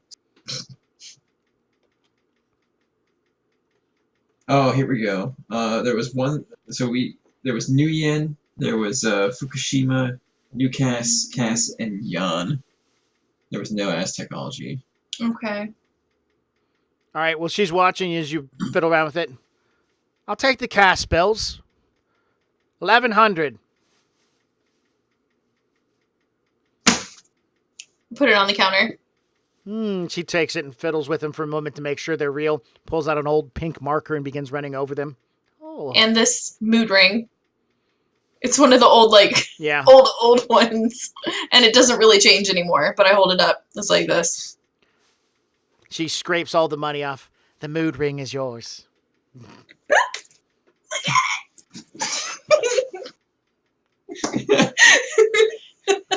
How do you interpret the colors? I don't know. I'm just angry all the time, right? Yeah. Good luck. Have fun. Bye. Okay. I tuck my new watch in my pocket.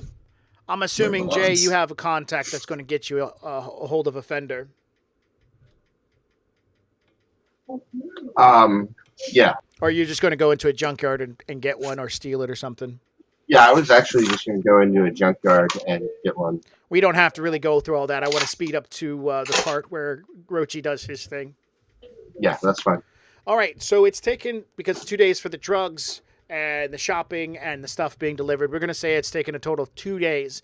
And in that time, Rochi has been actively casting magic at least twice a day, like some sort of prescription drug. He's lit some incense. He's laid some stuff out around your place. Pieces of scrap metal he found on the road, a piece of wood, a doorstop that he found. It looked like a dog chewed it up. And he's been moving these things around your apartment, proclaiming that they have some sort of an effect on providing magical protection. It looks like it's just junk. Near the end of the second day, as you guys have all returned, he has known ahead of time that you guys are going to be coming back with stuff. He, too, has come back with a banker box plastic bin filled with stuff. Drapes a pair of old sneakers onto the back of the front door. Down the hall, he runs a track light of Christmas lights and plugs them in. Only 3 of the lights come on, but he definitely decorates the hall with these things. In the bathroom, he lays out bars of soap that he stole from a hotel in the form of a small pyramid. He's already unwrapped them and used them and squeezed them into a solid piece of soap. On the balcony, he found some old plastic ivy that he's trimmed, or he's put around the railing itself. At some point, he found a grocery bag, a plastic bag that you get from the grocery store or whatever, and he opens it up by ripping it, and a bunch of red Solo cups and used paper plates fall out, and then he begins staring at it for a minute. He goes, oh, "The signs are good," as if some sort of fortune teller reading decayed bones from the ancient times of casting and divining for the future. As you guys begin gathering, he pulls out a soldering kit, pops open the VHS, and begins applying bits and pieces of electronics to it, and building some strange over-contraption of resistors, diodes, and transistors, and LED lights inside of this VHS device. Does anybody have electronics? Mm-hmm. Yeah, I do. All right. Would you like to try to determine what the fuck is he doing? Absolutely. I have hardware. You can make a hardware roll. You got to get your thresholds 2 higher than Jay's. I'm going to put Jay's at 2 and yours at 4. Logic Okay. plus either hardware or logic plus electronics. What determines our threshold? The fact that she's not using a skill specifically designed for this. Okay. And I'm sorry, you said electronic is And better logic. than hardware for this? Yeah, electronic is better than hardware. And use your logic. I got 3 successes. Awesome. 1 success. All right. As far as you guys can tell, he's building some sort of techno-magic device that is going to create an impenetrable barrier from the ability of people outside to see. On the inside, it looks pretty stable. All right. So for John and Jay, because Jay, you wanted one too, right? Personal device? Yes. So he has to fork over karma for each one of these guys. This is not like he just be like, I'm going to do some dice roll and problem solve. He's making a permanent magic item. can I like watch him and ask him questions why he does this, or is he like? Can I ask him to explain it to me? Because I just kind of want to know. Can. But during Excellent. points and times, he has to do his chanting, which is part of the magic of it. And his chanting is he recites lines from an old TV show called Rugrats. And he actually does the voices too, so it's pretty awesome. It's like watching one of the episodes all over again. So, out of character, is there any way to pay him in karma? Nope. Okay. Like, we're just gonna owe him a shit ton of favors. Yeah. I mean, you guys aren't.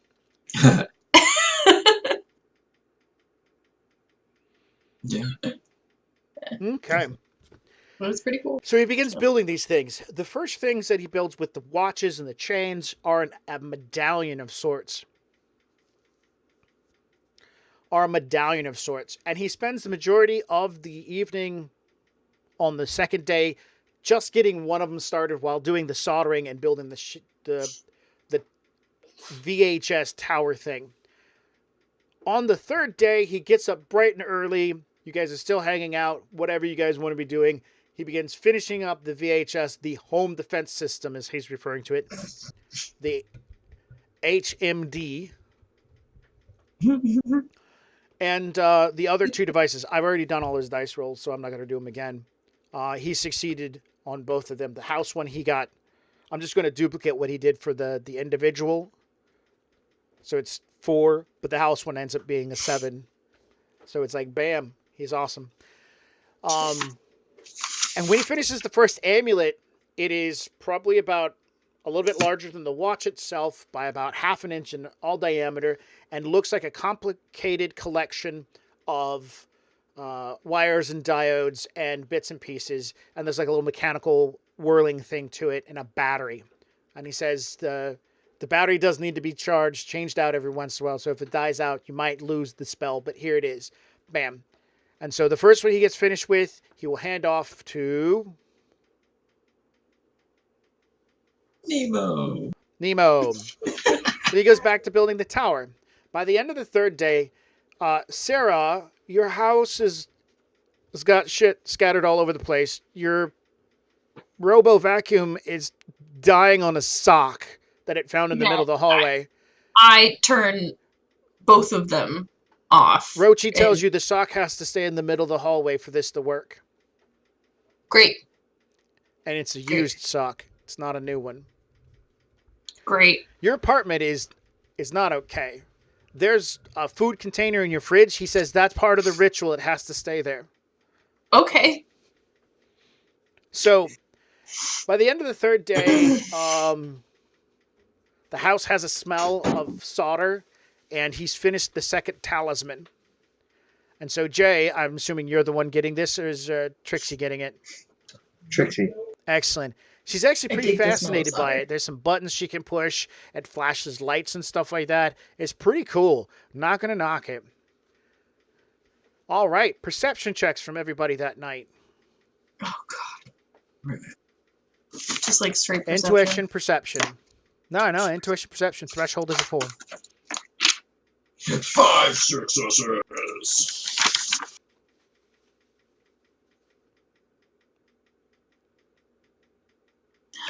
Two successes.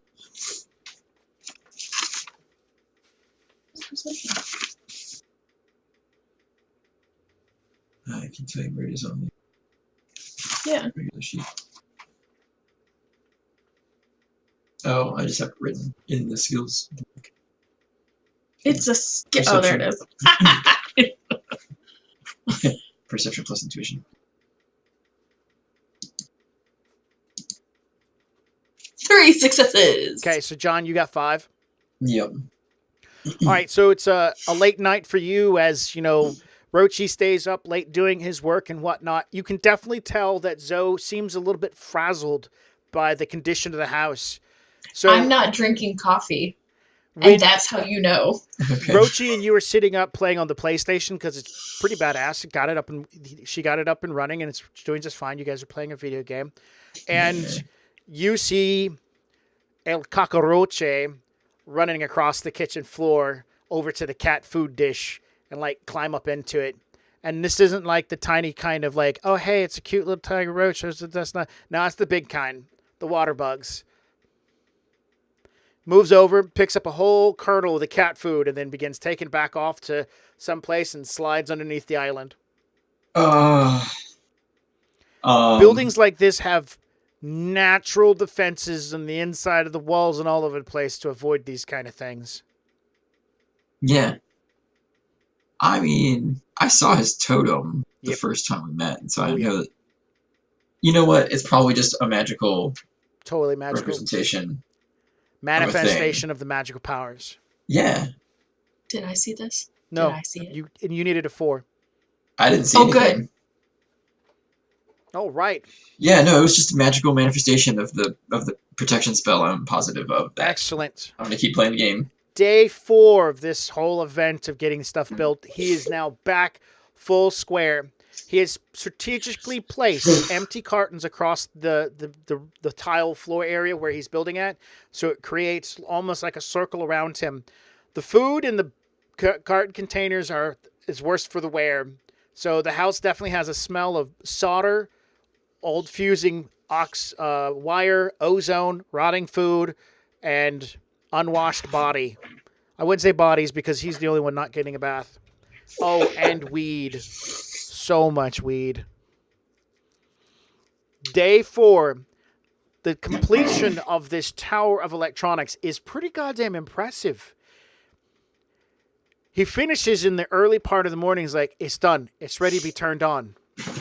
So he gets out a length of wire, plugs it into the back of the VHS, and then runs it over to the wall itself.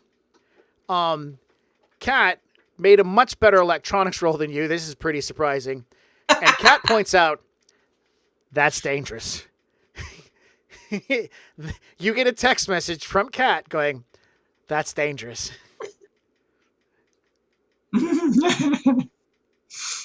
Yeah. All right. Rochi plugs it in. The collection of electronic pieces, wires, chicken bones, and whatnot turn into a Christmas tree explosion of light. A large amount of smoke and whatnot fills the room as it pops like the bulb in an old camera. It is fast. Don't worry, the security system has got a fail-safe fire alarm that should go off any second to put out this giant bed of smoke. Oh my god! and whatnot. As you begin to panic and reach for the door, it doesn't go off. And as you begin looking around, you see someone has tampered with the fire safety security mechanism in the middle of the room as this thing smolders. And Rochi is sitting in the middle with fingers pressed, and he's in a lotus position. And he's making like a noise, and you hear it. The noise is static that would come from a television.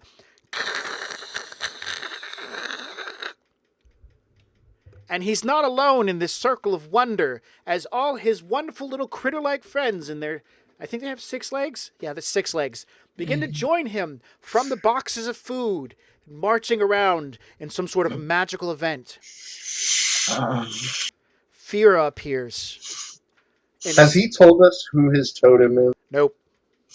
Fira appears, and John, she looks to you like with this what look on her face. And I look at her with what look on my face.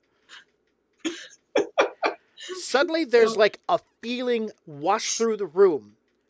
You all feel something pass over you. You felt it when you put on the medallions. It's like, oh, hey, what was that? And he's like, that's the magic. But when he activates this, and after the smoke and the fire dies down and all the roaches have gathered around in the electronic device and seem to be joining with it in some weird magical way, you physically feel something wash over you. Fira, on the other hand, has her hair blown back like something has physically pushed her. Trixie, on the other hand, does stop too. She's like, oh my goodness, the baby kicked or moved or something.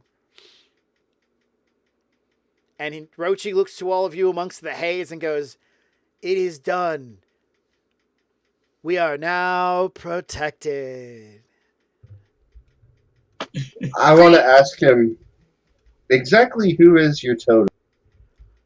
My totem? My totem is a powerful creature from beyond the veil who has come to me and bringing me spiritual enlightenment and enhancing my magical prowess to beyond our scope and imagination.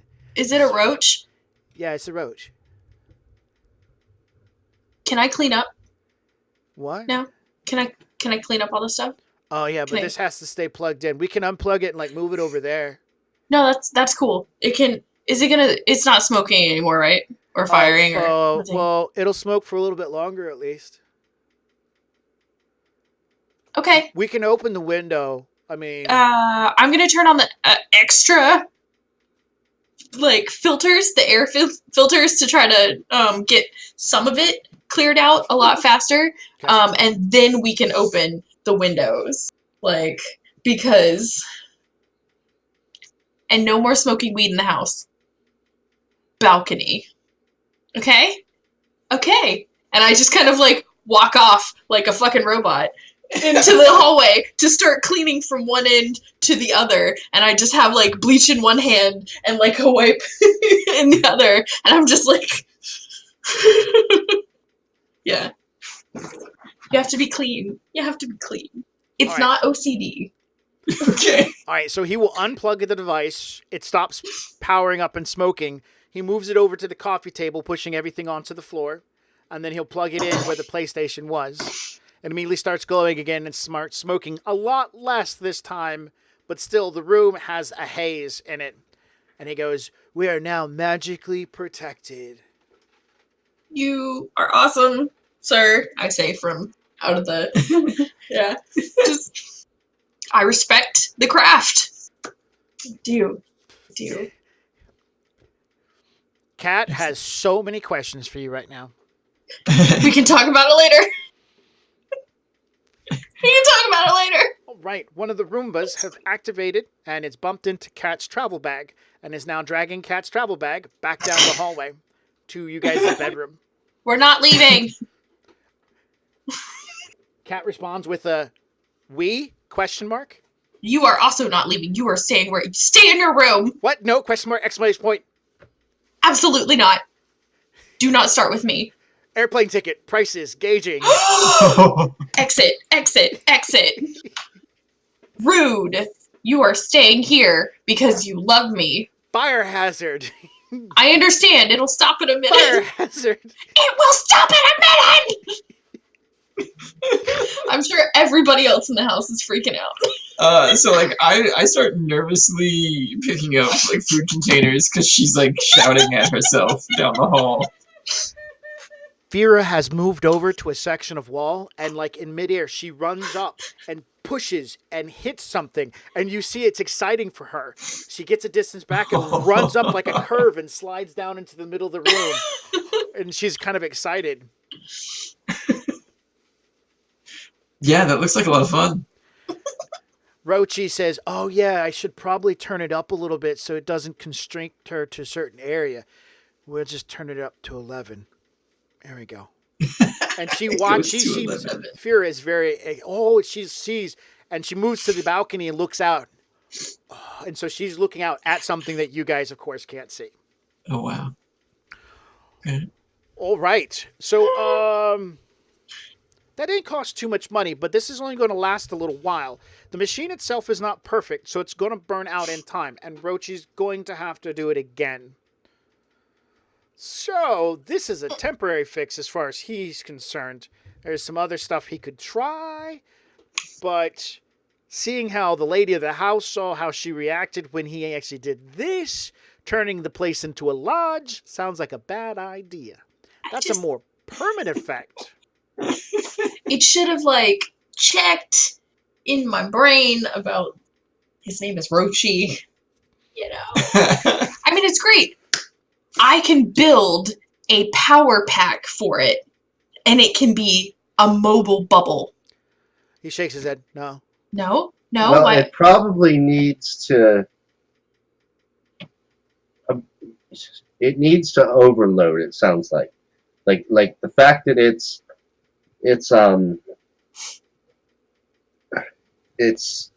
wasting a lot of energy is what it's supposed to be.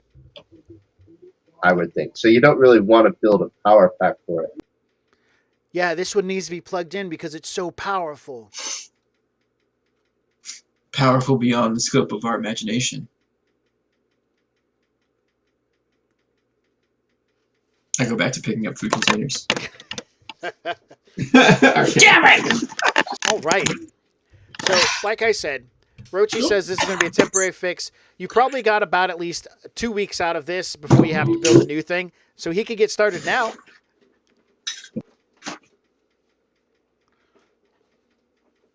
I do believe it. No, it's just the spellcasting that he has to read too, doesn't he? Let me double check. Oh, never mind. No, this is good. It's sustained. He spent karma for it. Sustained? Like it's just gonna stay? Forever.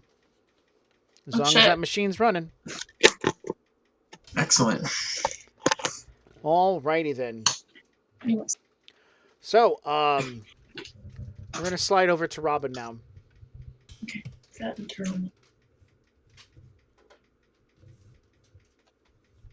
Okay. Hello, Robin. Hello. So, what is Lee been up to? I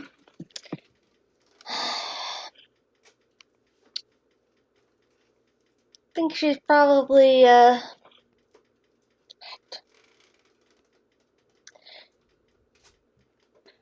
spent some time at home, getting her new place set up in the Orc Underground. Mm-hmm. Figuring out how to set up the security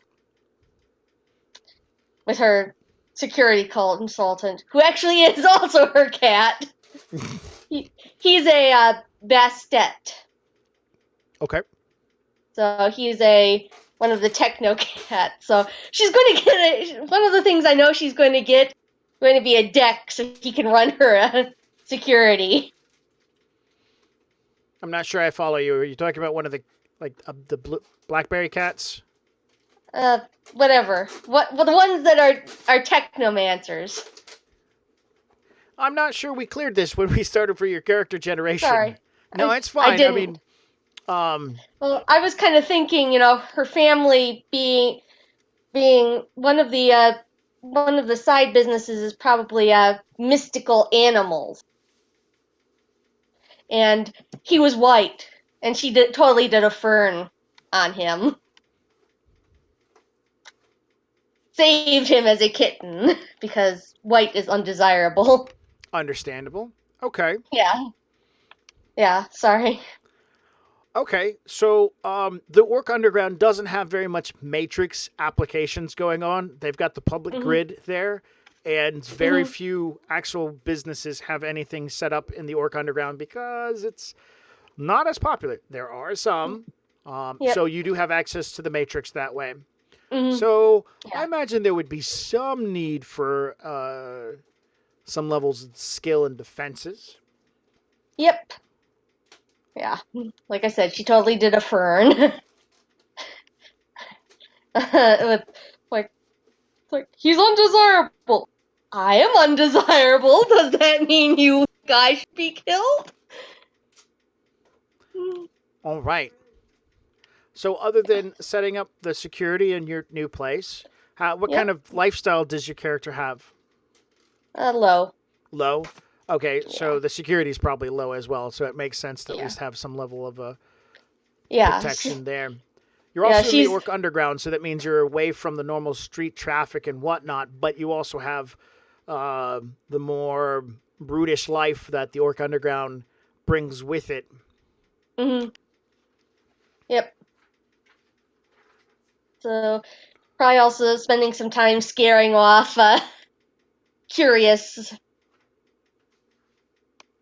some of the more persistent, curious people. People who are looking like they're casing the place. Well, most people who are in the Orc Underground are other orcs who are basically trying to avoid, living in the upper world.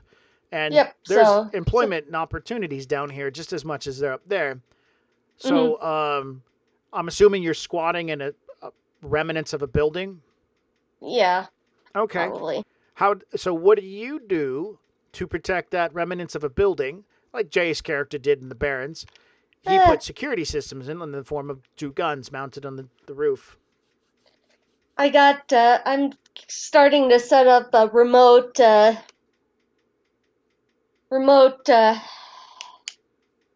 like trip. I've set up some trip wires and alarms. I've got the place warded, Okay. and I'm also getting the remnants of like looking to get some not some uh Wi-Fi like guns, so shall by the cat can trigger them. Okay. Yeah, because he's going to run security. So like a gun turret. Yeah, And you've purchased a weapon to go into this gun turret. You purchased the turret, or I'm getting this set okay, up. you're getting this set up. Got it. I'm not haven't. You're getting your base of operations perfect. Yep. Good. That I understand. Yeah. All right. So life's been going good. You've been pretty busy with getting things set up. But financially speaking, how's your character doing? Let's see. Gotta get the character sheet. Yeah, she probably also start thinking about what kind of jobs she needs to start doing. Okay. Yeah. So work is definitely on the purview. Do you have a fixer yet? You gave me one. That's right. What was the name of the fixer? I think Jonathan. I don't remember, but I'll look it up. Okay. Appreciate it. Yeah. But while you're busy doing things and whatnot, I'm assuming you also at least try to. Are you a homebody, or does Lee get out and get around? What kind of social life does Lee have?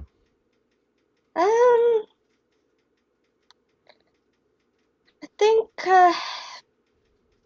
right now she's not, she likes to go out, but right now she's trying to make sure she has a secure base of operation. That is priority one. Right. No, I'm mostly trying to figure out if your character actually does anything I'm other just than put coats of paint on the front door. Alexander. Alexander. Excellent. Yeah. Yeah, she probably goes out a couple times. Okay, so I'm assuming that you have contacts on your character sheet. Well, tell me about these Yep. contacts so I can have something to work with here. Let's see. Tara Hiroku is a member of the third, the Japanese uh,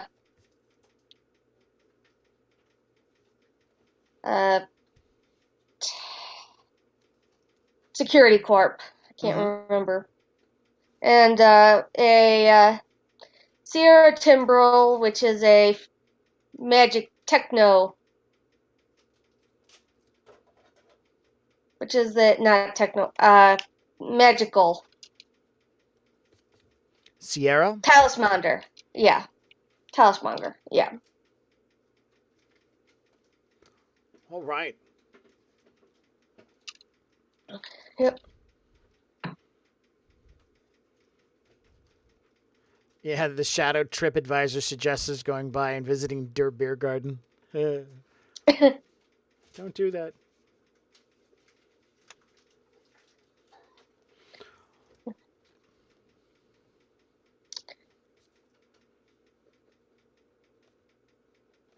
All right. So we're just going to flash forward. It's been a couple of. You've been busy. Your phone rings. It's your talismonger on the line. Sierra. Yeah. Tell me about Sierra so I have something to work with. Male, female. Female. But Butch. So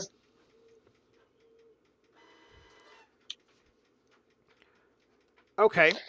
yeah. Sarah calls. You answer. And Hmm. she goes, Yeah. "Hey, do you want to watch the news any?" Uh, not hooked up right now. Sorry. What's going on? I want to hire somebody to do some legwork for me. What you need? For what? I want somebody to do some astral projecting for me. Okay. Swing by my shop. Yep. It's worth 500 for you. Worth 1,000. Fair enough. Yep. Be there in an hour. Can you get here sooner than that? I mean, 4,000 For what? for the 1,000. Can you get here sooner than that? It'd have to be 100, 1,500 sooner. All right, I'll wait an hour. Okay. I have clientele here that needs some help with some legwork. All right. I'll be there. All right. You take your time to arrive at the Talismonger's shop. As you enter her front store area, it's a nice front store area in the upper Tacoma area, very close to the south end of downtown. She's very eager to see you. She says, "Why don't you come into the back room? I have a couple of clientele I'm working with. They've hired my services since they think I know someone, and I do. You can do all that magical astral projecting, right? Yep. Great. They have some legwork they need done." Walking into the back room of the Talismonger shop, it's a collection. You've been back here before. This is a place to smoke, meditate. A magical lodge has been built here previously by another magic user. Sierra is not a magic user. She doesn't have the talent, but she does have the ability to gather the necessary reagents and whatnot. She doesn't make foci. She doesn't have the licensing for it. She's completely legitimate as far as it goes for everything. So she just sells these rare materials. You walk into the back room, you know it's automatically protected. You can feel yourself passing through that mana barrier. There are 3 people in this room with you. They are scary-looking fuckers. One gentleman has 2 cybernetic arms, and you can definitely see that he has, looks like a old-fashioned data jack and dermal plating underneath his skin. His eyes are chromed. Sitting next to him is a gun that is almost as big as one of your legs. It's sitting on the ground, and he does not seem to have a demeanor of happiness. He is orcish in race. A human standing nearby is hanging out with the box. He's dressed nicely. The box seems to be big enough for a cyber deck. At least that's your first catch. By the way he stands, he doesn't look physically capable of doing too much physical fighting. And the last individual is a dwarf, who's also dressed kind of nicely and has a sidearm. Buzz cut, mohawk, thing kicking. These guys look like runners. What you need? The gentleman in the nice suit with the cyberdeck satchel on the side says, "Great. So you can project?" Yes. Excellent. I appreciate your time coming down here. We'll definitely be able to pay your fee. How long are we going to be able to secure your time? See, well, I'm assuming an hour would be good, or 30 minutes? yeah, hour's good. Anything beyond that, you'll have to pay 100. The dwarf gives a nod. We can do that. Right. The dwarf gives indigestion burp. Excuse me. "We need you to do some scouting. We have a particular profession and trade in which we're hunters. Are you Shemitic or Hermetic?" Whooshing. "I have no idea what that means." He looks to the Decker. Taoist. The Decker gives a nod. Taoist. It's more of a religion thing, not... Just ignore him. He doesn't understand. Yeah. It's you've heard of Buddhist and The Decker Catholic? stops you. He was basically... I understand, and I'm the only one who needs to. So Yes. We're from Chicago. We actually came from Chicago not too long ago, and we did a lot of work there, and we have a lot of contacts, and we've made quite a number of friends. We've been helping deal with the problem in Chicago. So when we got reached out to early this week of Bug Sign, we made sure to make this detour. So we're more than happy to pay the fees necessary to make sure that you understand what you're getting into. All right. We believe there's Bug Sign here in Seattle. All right. A spell was detected being cast a few days ago in the downtown area. The source is Shamatic, and from what accountants have told us, it is from a bug totem. We can't run this risk, and we're here to find out if it's true, and if so, exterminate. So please, understand that we're trying to save people here, and so we need you to head down to, and he fiddles around, brings up his little device and slides the front cover off, begins pressing buttons. It's an apartment building in the downtown area. Sarah, what floor is your apartment on? 13th. And what's the name of the apartment building? It was like Duskin Towers. Duskin Towers. It's been detected at the Duskin Towers. Some decently powerful mana barrier was erected by a bug shaman. We want to confirm. All right. That's what we're hiring you for. All right. Can't project in here. It's shielded, but He gives a nod. The I'll step Dallas out. Monger will tap you on the shoulder. I have a back room you can sit in. Come with me. He Right. erase all of you. You're welcome. No. No. And God. while we're there, I pull out my cell phone and look up the Duskin Towers. Sure. Yeah, just to get a general idea of where I'm going. Sure.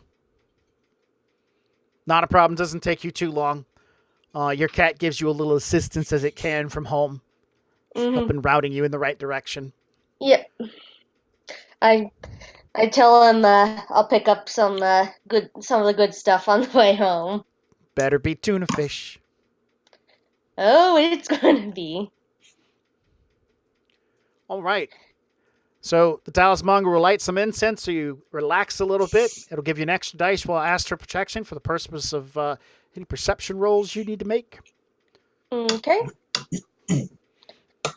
Allows you to slide into one of the comfy chairs and showtime. All right. Do an sensing.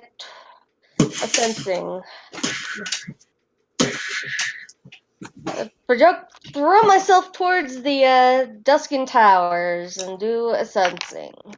All right. You whip quickly through the astral plane of Seattle. The haze of the rain can be felt as you move through it. It doesn't take you long to arrive outside the Duskin Towers. Throughout all of downtown and all over the place, mana barriers and physical barriers are active. The Seattle Needle is surrounded by a giant mana barrier, keeping people out of the Seattle Needle, because it's a magic user only restaurant. So seeing a mana barrier in the downtown area, okay. Yeah, but I'm Go ahead. I'm just sort of heading towards it, just not really paying much attention. One success. You zip by the Duskin Towers, and there are a lot of mana barriers to notice. And nothing catches your attention too easily and sets you off. You must have missed it. Maybe it's not here. Well, I stop and I go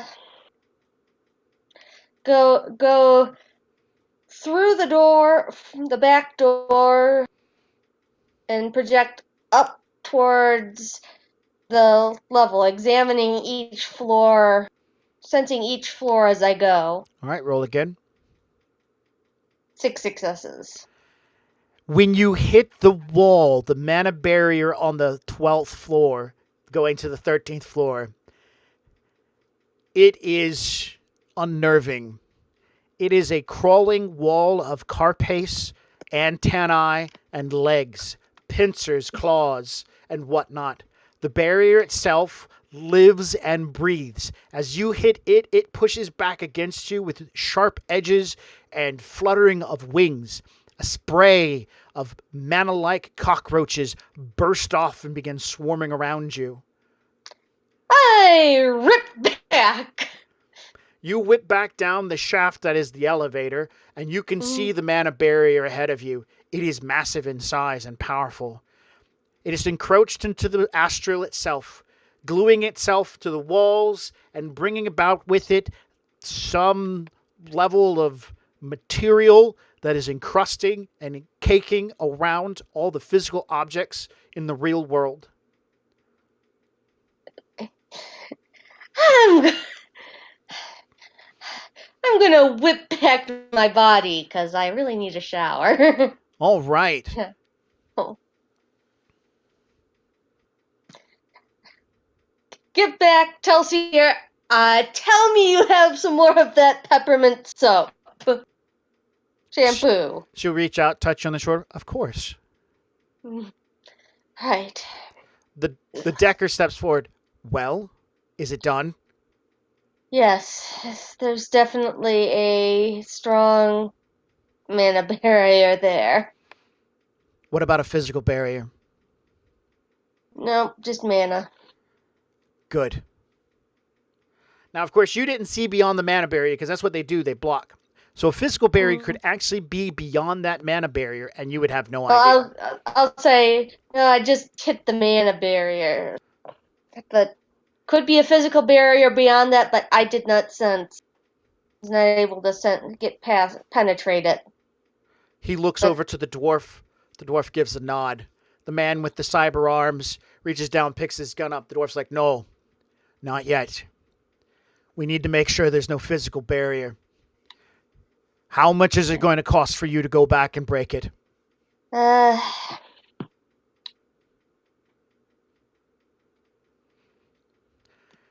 Your friend, the talismonger, reaches out. Me, go ahead. Addition to what you're already paying me, gotta up it to 2. He gives a nod. Right.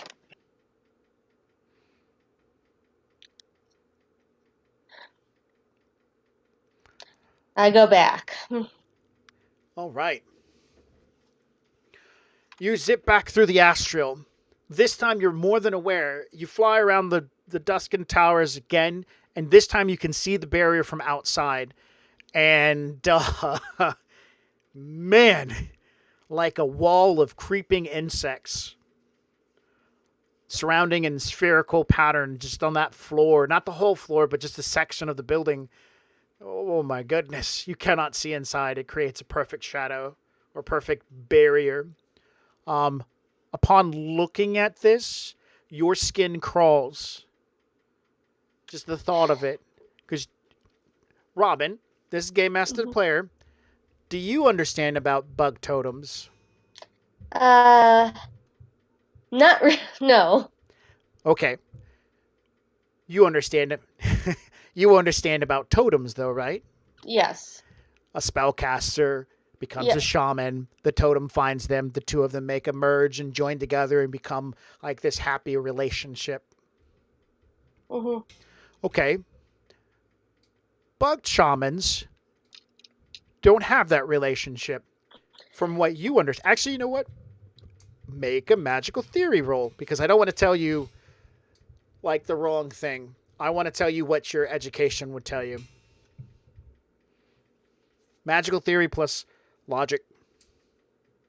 Don't have magical theory. You don't have magical theory and you're a spellcaster. Nope. Okay, just make a logic. Default to your logic. Yep. You know what you heard on TV. Mm-hmm. No successes. All right. bug totems will take control and infest the shaman that works with them. And this is what happened in Chicago. A successful bee shaman connected with its totem and became a queen bee. And then that person died, and the body of that person became a giant monstrous creation that began destroying and killing people and then making hive workers and stuff like that. And it's terrible. They drink blood, eat organs, they kill anything in sight, they shoot fire from their eyes. Well, I do have paranatural creatures, so I'd probably at least I'll let know you roll about. it. I'll let you roll that. Yeah, we can do that. Yeah, since you don't know, so you don't know much about how the shamanistic side of it works, but you know most bug totems, most of these bug creatures are pretty fucking powerful. Like most bullets don't hurt them. Like you need magical bullets, or so, which don't exist. Magical bullets don't exist.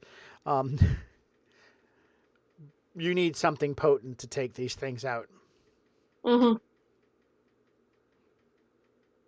Okay.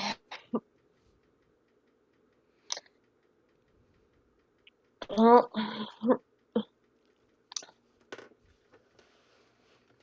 how do I dispel a barrier? Just wondering. 1 second. You can ask the creator of the barrier to turn it off. That's one way. To take it down? Yeah, could you turn your barrier off for just a minute? That'd be great.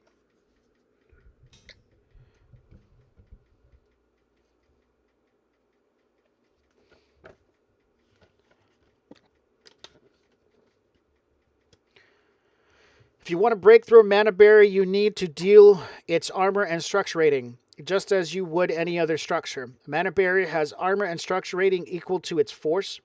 Break it quickly because they regain their full structure at the end of every combat turn. The creator of the mana barrier is instantly aware of any attacks to its barrier. So you have to break it with a mana-based spell. All right. Or mana-based attack with, like, your fist. This is going to be disgusting. You can also brute force your way through it. Say awakened characters can have discovered other methods. You can brute force your way through. Make a magic plus charisma, your astral being your limit, versus the barrier's force ×2 as an opposed test. If you win, you push your way through it. So punchy punch or Tom and Jerry. All right.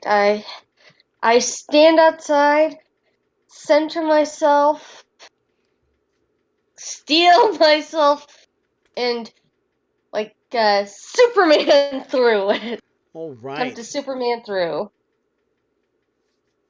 So you're going to try to force your way through it? Yep. All right. So, magic plus charisma. Astral is your limit. And yep. And I'm going to spend a karma. Okay. Spend a karma? You mean an edge? An edge, sorry. Yeah. I was about to say you're impute. What? Okay.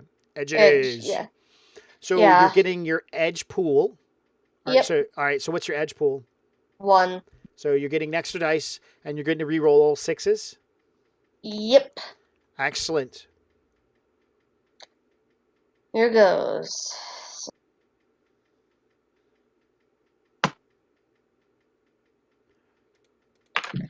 Three. None. So 3 successes. Bam! No sign. You slam yourself into the barrier. It ripples, and once again a small swarm of insects veer out and start swarming around you, doing no damage, but definitely seem to be attracted to your actions.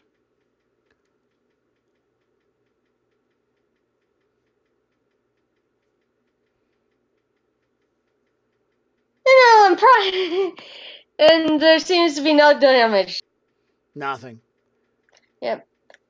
This is more like you're trying to wedge your way through. Now, if you want to Superman it, you're charging. That's like a astral combat roll plus magic. There's a difference there. Yeah. Do you have astral combat? No. Oh. You can attempt it with default. Do you have any mana-based spells? Yep. Sweet. What do we got? I've got stun ball. That's what we need. Start stun balling it. That's mana damage. Yep. Yep. I'm just gonna. Okay. I just stun. But the problem is I'm a alchemical caster. Which means what? I have to go there and alchemically. Yeah. You want to try flying at it one more time? Yeah. Just to see. You just don't have your edge to back you up at this point in time. Yep.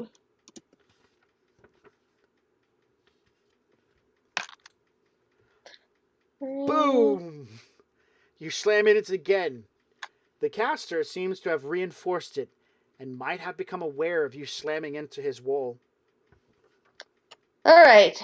It's time to go and pull out the big guns. Boom! Big guns. I like big guns.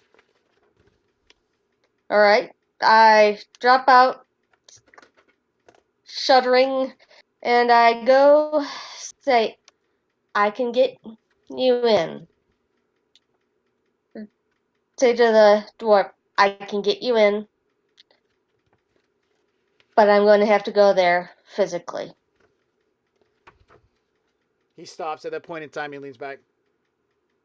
That's dangerous. If you've really found one. We've already lost one mage to this line of work. You know what you're asking, right? Yes. All right, the money's worth it. Yep. So I go stand up, stretch, shake myself out, pull out my prayer beads, and go. You want to come in? Are you gonna come in, or want me to go try? We'll go with you, yes. Okay. I mean, but we're not going in until we know that there's no physical barrier. Did you get past it? Could you see beyond it? Nope. But it's a real fucking strong one. That's why I need to go there. Give it the personal touch. The Decker will tell the dwarf, look, it's fine. She's the expert. Let her do her work. If she believes she needs to go there, let's go there. I believe she's got this. I can see that look in her face. Dwarf's like, fine. Okay.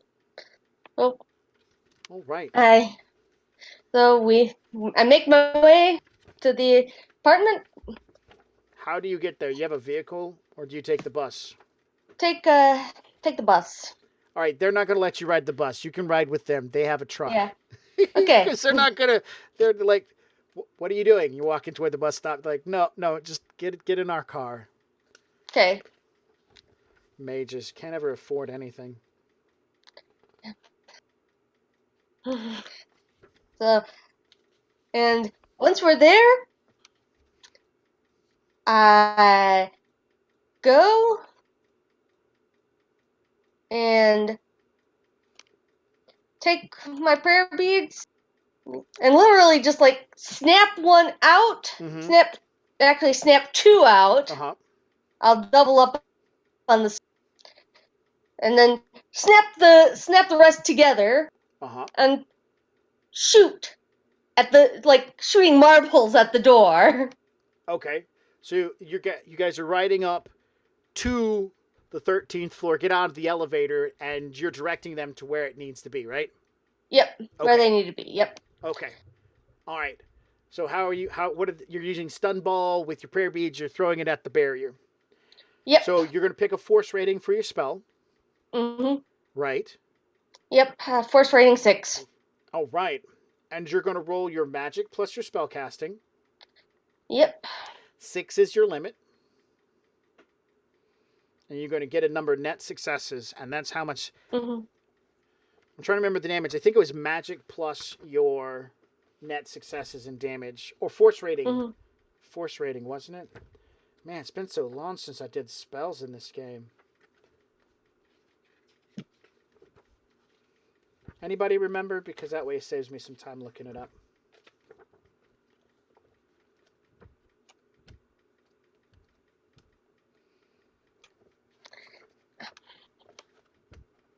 Here we go. Spells.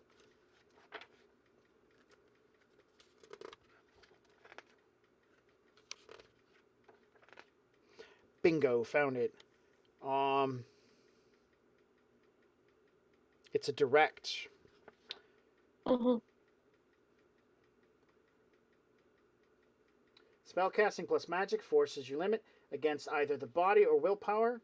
Target does not get to resist.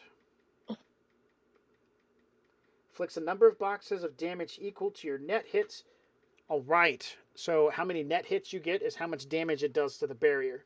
So the maximum number of hits net hits you can get right now is 6, unless you burn some reagents to bump that up. Nope. I'm doing 2 of them, so You're doing 2 reagents? no, two castings essentially. Oh, so 2 spells. So you're throwing 2 spells at Yes. it, hoping to pop it with Yeah. one. Yeah. Okay. So 11, 5, and 2. What? Those are the successes for the 2 castings essentially. A 5 and a 2? Yep. All right. I got the barrier thing there.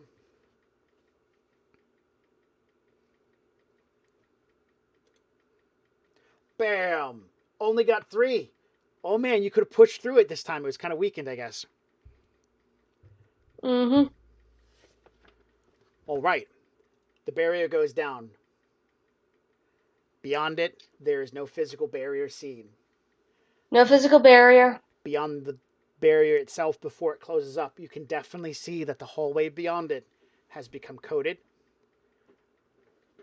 It actually depends on initiative radio. So, like, let's say she rolled initiative, she could get maybe 1 or 2 actions.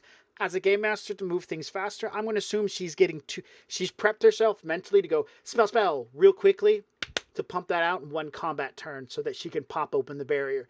Because otherwise, we'll be sitting here waiting for her to successfully roll to have a high enough initiative to actually do that. So let's just skip that part. Now, Robin, you made 2 spells. You need to make your resistance rolls versus those, because of the fatigue thing. Willpower plus logic. And you need 6 on both of those. Yep.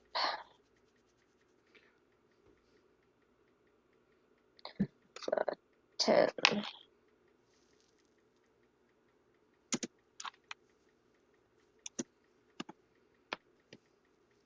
4 and 5. So you take a total of 3.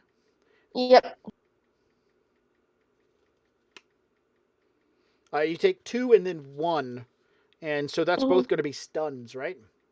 Yep. Okay, fair enough. So you've got 3 stun. Which means you get a -1 on actions beyond this. You're like, fuck. All right. Meanwhile, in the apartment, you guys, this is, it's been several days. You've got Twin Norm. Life's going pretty good. Rochi's been in and been out. He hasn't stayed around every day. He's realized his presence is rubbing Zamora a little harsh, but he comes around every once in a while to check on things. Make sure it's going good. With your talismans, you guys don't know, but feel like you can get out and about. So I guess, during this period of time, you've had an opportunity to move about. Anyways, this is about 4 days after the barrier has come up. And John, you're hanging around the place. Sorry, Nemo, you're hanging around the place. And there's a bit of commotion in the hall. You guys, who else would be there? Who wants to be in the apartment right now? I would be there. All right. Who else? Also me. Great. You guys are hanging out, maybe playing video games or whatever. There's a big commotion in the hallway, and suddenly you hear somebody. It sounds like they're running down the hallway.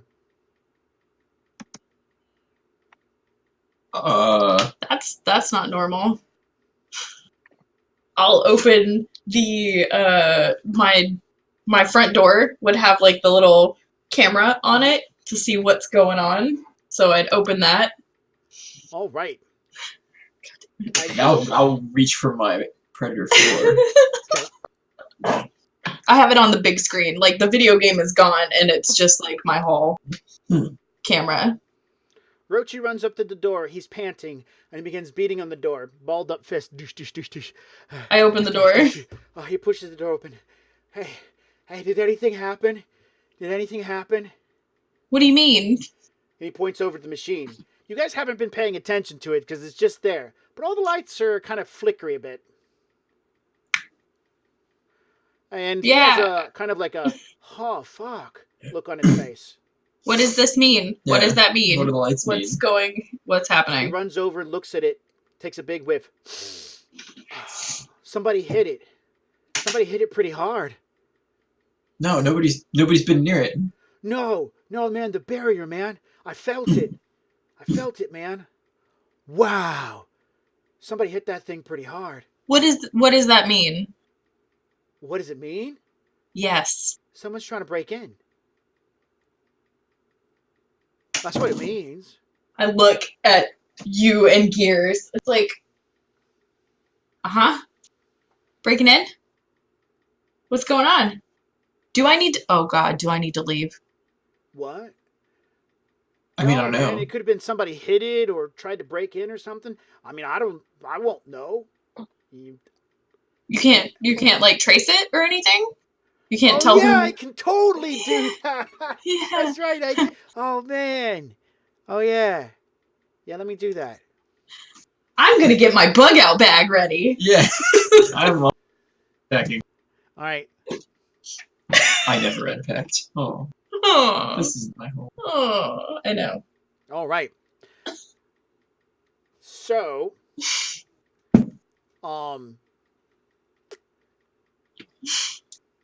Rochi gets onto the couch.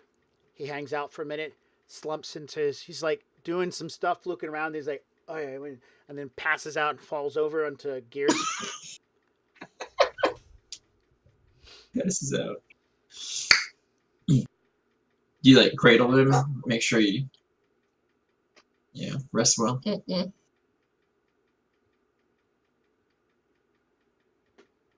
Gears? What? Yeah, I caught him. Okay. He falls into me. I'm not doing anything. He's okay. I was expecting something like that. All No. right. And then he pops back up. Oh man. So yeah, pretty cool spellcaster. Like hit my barrier. Like maybe half an hour ago or so. I'm guessing. I don't know. Okay. So like yeah. No idea why. Cool. Well, I have all of my stuff. Do you guys have all of your stuff? Because I'm not staying here. I'm also burning this apartment. Like Okay. physically? No.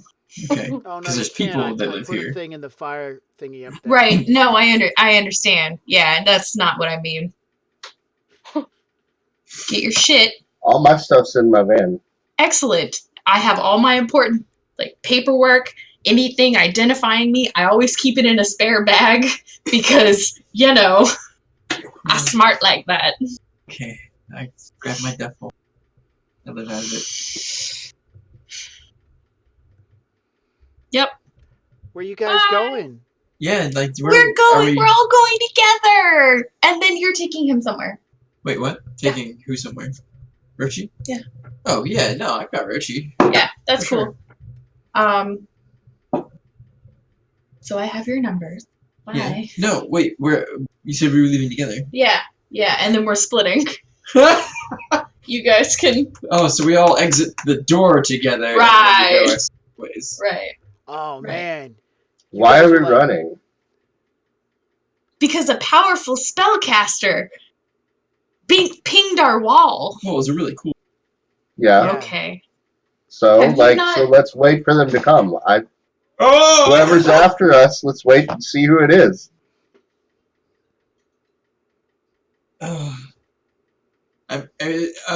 So yeah, there's two ways we could tackle it. We could run, or we could fortify. Man, I'm Or Guys. set a trap. totally down with like running and hiding.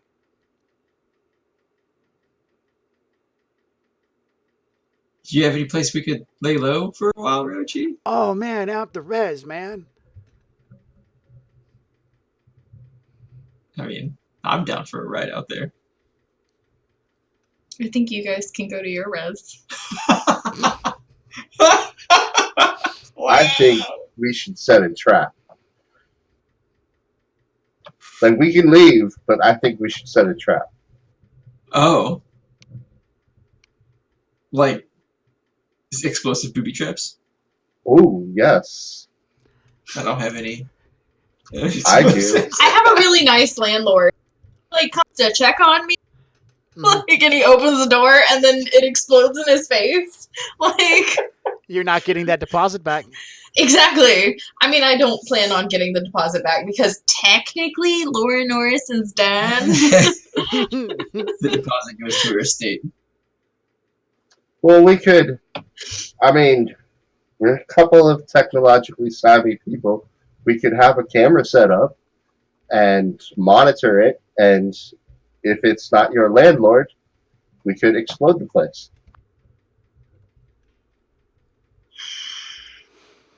Gee, look at that technology. You know, like portable cameras. Is that a thing?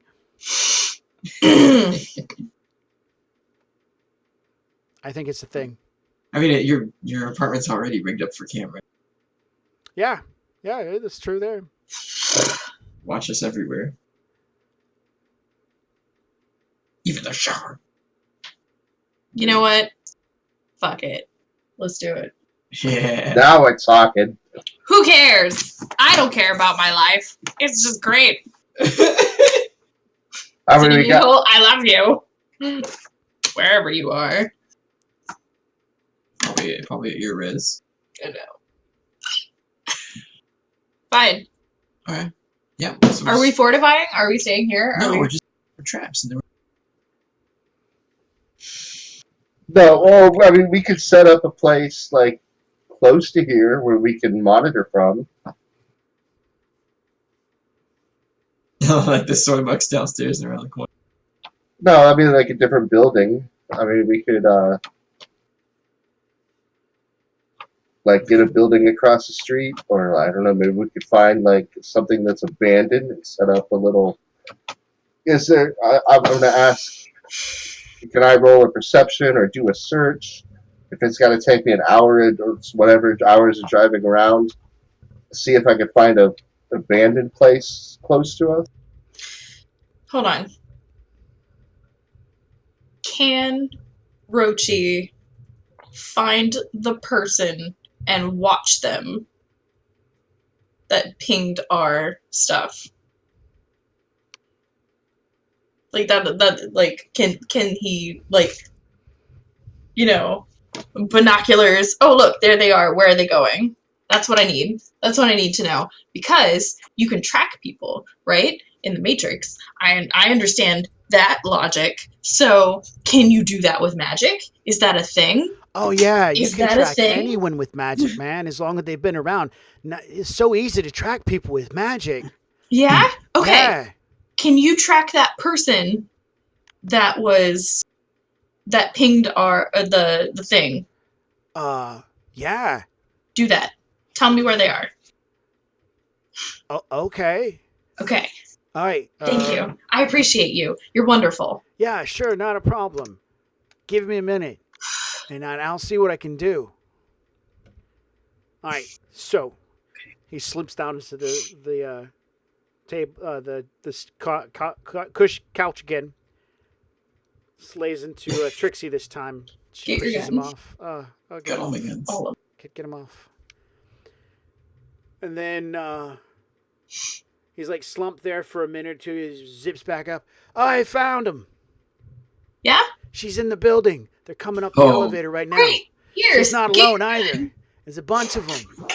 I'm gonna release my drones and start tracking them by vision. There's a fire escape, right? No. Well, there's stairs. There's stairs. There's not No, a fire you have escape. to like. There's no yeah, escape you have from to the go. outside of the building. You got to go down a flight of stairs. Yeah, it's not like the buildings in New York. Like there's just balcony and 13 floors of death. Yeah, they wouldn't do that. People would just die. Yeah. Okay, so great. This is where we live now. This is where we live. You have your guns. I have my brain. I'm gonna take a position up next to the balcony door. Okay. So just to clarify, they're heading up here right now. Right now. Oh yeah, this is what's happening. Because he was out of the building, so when he came in, he's like, hey, like 30 minutes ago, something happened. So as soon as he Great. felt her hit the place the second time, that's when he's like hauling ass over here. He's like, wow, that's twice in a row. That's weird. That's great. Awesome. So he got here right before she showed up. I walk over to the closet very quickly. I put on my jacket, zip it up. Right. Jay, you're using your drones to get eyes on who and how. He said there was a she. I think he said. Yeah. And so Are I'm you gonna looking for open the a door? female with a couple of goons, probably is what I'm thinking. Okay. No. Just open the door. Why? Just open the door. Well, you have the power. It's your I know. door. Click. The front door is unlocked. Okay. This is gonna be fucked. So we just go in and a hail of gunfire? I'm gonna get no, don't shoot anything. Just keep your weapons ready. Yes, Captain. This is my apartment, and we're gonna do things my way. I'm also going to summon my aerial drone Your and Dalmatian. call it to me. Dalmatian. Okay. It leaves the parking garage and heads up to the 13th floor. All right. Is there a window where it can look through the room? It can look into a lot of rooms, but it doesn't really see well into the hallways. Yeah, that's fine. I'm just as long as we can Sure. see into the room. All right. It probably can't fit through any doors, right? No. Edgy then pops up. Oh man, she put a hole in my barrier. I felt it. They're right outside. Excellent. I'll open the door. All right. Robin, as you've bashed into the barrier, you say you don't see another physical barrier beyond.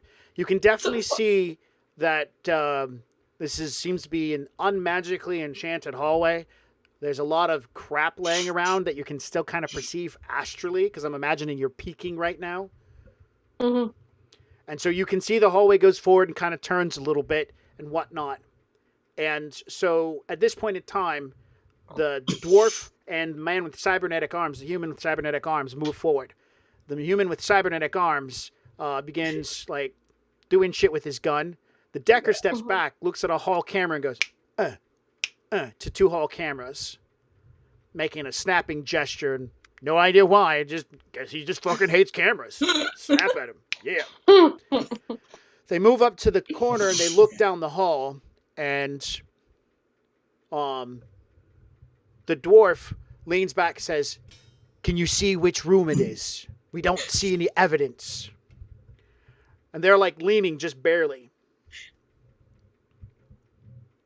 And then he stops and turns, looks back at you, Robin, Lee, and says, "Which room?" I point to the room. All right, so you perceive down the hallway where the majority of the material is at, and you point, and the door's open. And the big guy with the gun begins moving. The dwarf's like, "Whoa, the door's open. Fuck. When you popped that barrier, he might have been listening, man, be feeling it. This is a trap." What did the barrier look like? He grabs a hold of you and shakes you. What did the barrier look like?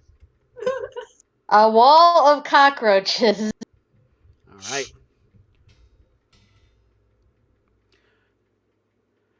Inside the room, Sarah, as you are getting ready, Kat is super nervous about all this shit. As you're not paying attention too much to what Kat's doing, she is throwing screen and information up at you as you're prepping. At some point, you realize she's throwing video security surveillance from the fucking building at you. Fantastic. And then as you're watching, you see this group of people. You see a guy point at the cameras, and he blocks them out. Black out, putting some marks on them. Kat immediately races them and turns them back on. You see there's a dwarf, a human, a big bulky human, and a smaller human. They're standing at the corner of the hallway looking down, having conversation. You can hear their conversation because Kat is just like, pay the fuck attention to this shit. I am.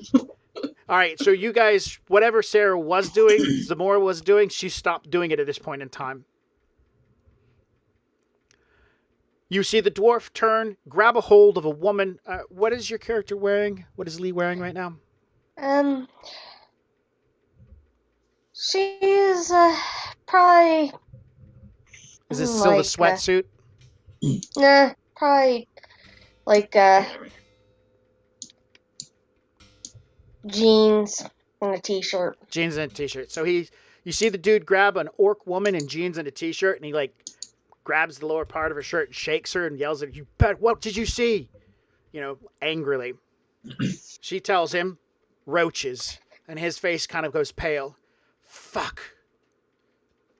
So he turns to the other guy who nods and immediately has some sort of exceptionally overlarged gun that's ridiculously stupid in size. The guy pulls off what looks like a Roomba off his ass end and then clips it onto the gun, shoving it up and pulling a clip, and something the size of a Pepsi can then lodges into the lower half of the gun. Giant fumigator. And that's when the guy will say, "We're dealing with the shaman. That means the bug's actually here. I'm moving in. Fuck all this waiting." He's like, no, if the bug's already here. Ah, crap. But the big guy hasn't stopped. He's begun advancing down the hallway. So when Zoe stopped doing what she was doing and was just like staring off into the wall, I assume, yeah, when she was seeing stuff, that's when I start raising Olga to my shoulder and aiming at the open door. You're not near me. I know. At the open door or to like one side of the open door? So the door is just unlocked. Okay. You said you opened it. No. Open. I know. I said open, but I said unlocked. It's just unlocked. It's not like totally ajar.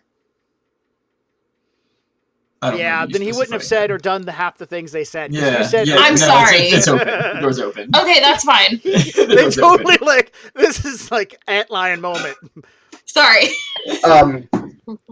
Is there a window that my Dalmatian can look through and be able to see the door from the inside? There is a sliding glass door in my living room. Yes, sliding glass door near the balcony shoots straight toward the front door. Got it. That's what I want. That's where I position my drone. Okay, don't shoot me. That's where I'm at too. So, if I see this dude coming up to my door, I'm taking action. Okay. Like, I'm just gonna I'm opening the door and stepping out. This is what's happening. Okay. All right. This is what's happening. Anybody jumping? 5, 4, 3, 2. I'm going with her. Yeah. Hold on. Okay. The door is not open. Or is the door open? Door is open. She's just Door's then open. You don't need to open it. Okay, I'm just like pulling it open. I'm doing. Yeah, that's fine. That's fine. I'm gonna open the door and kind of like lean out because I know which way they're coming from. Okay. Yes. And I'm gonna say, excuse me? All right. You guys are being super loud. But like super nonchalant. All right. Well, no, I kind of want to give like a, what the fuck is your problem? Calm down. All right. Sarah leans out, yells that. You see the gentleman, cybernetic looking arms. He hoists the gun up. A pinpoint red light points the middle between your eyeballs as you say, "You guys are being super loud." Yeah. And my hands are up. My hands are up, though. Like, I have no guns. Okay? Okay. It doesn't have to be initiative or anything. Or it can be, whatever. I'm just gonna say, hey, can we talk for a second? Okay, he has continued on his military-style speed march down the hallway with his stupid gun, and the dwarf is in follow suit with some sort of hand grenade in hand. You're like, can you talk and whatnot? And Yeah. dwarf's just like looking at you for a moment or two. Step out so we can see you. And I step out. All right. The dwarf has popped the pin on this grenade. Now it's a canister-looking grenade. So he's like prepped with this grenade to, like, if he throws it, it might go off. But it doesn't look like a normal frag grenade. It looks like maybe some sort of smoke. That's fine. I need the down payment back. I need the deposit back from this apartment, so you will put the pin back in that. He's just staring at you. We're looking for someone. And he yells back over his shoulder. What? Mage, is it her? I got a 5 on my astral peeking, so... No, as you look, it's not her. You begin noticing that there's a lot of magical presence in the room, but the walls seem to blur or blend it out a bit, making it difficult to tell how many powerful magical presences are in that room behind her. But it's not her. Nope, no sign of it. The man with the big gun is sneering at this point in time. You notice all his teeth look to be steel. Ooh, that's exciting. So, what are you guys looking for? We're looking for a bug shaman, the man with metal teeth says. And Rochi goes, uh-oh, from inside the room. Yeah. Uh-oh. Okay. So hold on. So I'm gonna whisper to Fira to open the sliding glass door. Okay. And like motion Rochi to head to the door. Okay. All right. Okay. The man with the metal teeth has stopped probably about 3 yards or 3 meters away from you. And he's not got his gun raised or anything. It's near his hip. The laser point is still between your eyes. You can see that. There's no question about that. Yeah. And he's watching the door beside you and everything. And you see that his eyes are like, they're like looking around at something. Not like, maybe almost like he might be looking into your apartment. With his cybernetic covered, because they're all chromed over his eyes. Yeah. Okay. And so what makes you think a bug shaman is here? The dwarf will say, "It's my profession to chase, find, hunt, and kill them. Great. I know how to find them." Okay. See, there's John's character and Jay's character and Trixie and yeah. So the Sarah in the man in front of you doesn't seem to have a protected internal comm. His comm is in his throat, and so he immediately begins communicating back. He doesn't seem to be in either under a firewall or something with his devices. So he's pretty vulnerable. You could probably shut that gun down, maybe even make it drop the clip, which would be scary for someone like him. But then again, he might just leap forward and rip your head off. So, take your choices. He internally communicates back. He says, I see 5 people. I see John, Jay, Trixie, Fira, Rochi. I see 5 people inside the room. One seems to be a child, and she is incredibly hot and heat. Then there's 4 adult males. And I believe there are 4 adults,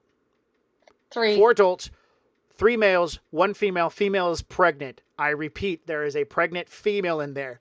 Watch okay, that is none of your business, sir. Are you engaging his communication lines? I certainly am. All right, well, there's another voice bump in. You fucking idiot. You didn't put behind firewall. And a firewall pops up. All right, at this point in time, Mr. Big Gun Guy has moved back, and he's now propped his gun up into his shoulder. Put that gum down right Vera now. has thrown the glass door open. The canister in his hand, you realize, is making a hissing sound. And everybody in the room, you guys are fine. Rochi, on the other hand, guys, I should probably go. This isn't okay. No, hold on, Rochi. You have a right to be here. No, Rochi, get out of here. Use the balconies as a ladder. Don't Man, walk. fuck these guys. I talk to Cat, which Cat relays a fucking message. Get the fuck out! Across the TV screen. Yes. So, in translation, Cat just starts playing the movie Get Out. Like, Yeah. No, oh my god, no! Cat knows. Cat Okay. knows. It's just like spam of emojis, get the fuck out, spam of emojis. All right, Like, I'm going to make a composure roll for Rochi. He needs to make... This is a tense situation. This man understands what's going on. I'm sure that the screen is showing the guy with the big fuck-off gun. John's got a huge fuck-off gun. Jay is Gears holding a gun at this point? Yeah, I got my... Everybody's got guns out. This man is afraid of guns. So he's going to make a composure roll to try to leave at this point in time. All right, so composure was... What? Charisma? That's a 1. Anybody remember what it was so I can tally this up real quickly? I'm trying to... a composure roll? Oh, hey, did I find it? No. I don't know, my sheet auto-calculated it. Man, these spreadsheets that auto-calculate shit so you never know how to do it. I know. Anybody? Nobody? Just me? Control F it. Yeah. Yeah.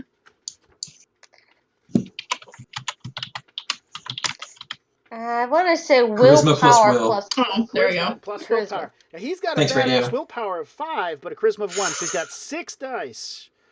Oh, he's got it. He's got it. All right, I'm going to set his target number 2. He shambles his way toward the balcony. 3. He makes great effort to get to the balcony. 4. He fucking like a champion. 1. He stands still. 0. He pees himself. Not on my carpet. 2. He slowly begins making his way over the balcony. Oh, I didn't want to die. I mean, I don't know why these guys don't like me or nothing. So I'm gonna back out onto the balcony with him and try and give him some pointers on climbing down because he doesn't seem to be very confident in it. Okay. You're 13 floors up the outside of a skyscraper, and these are balconies. Luckily, for your experience, the balconies are slightly staggered. So all you got to do is jump down to the next one and aim carefully, and you'll hit it one after the other. Yeah.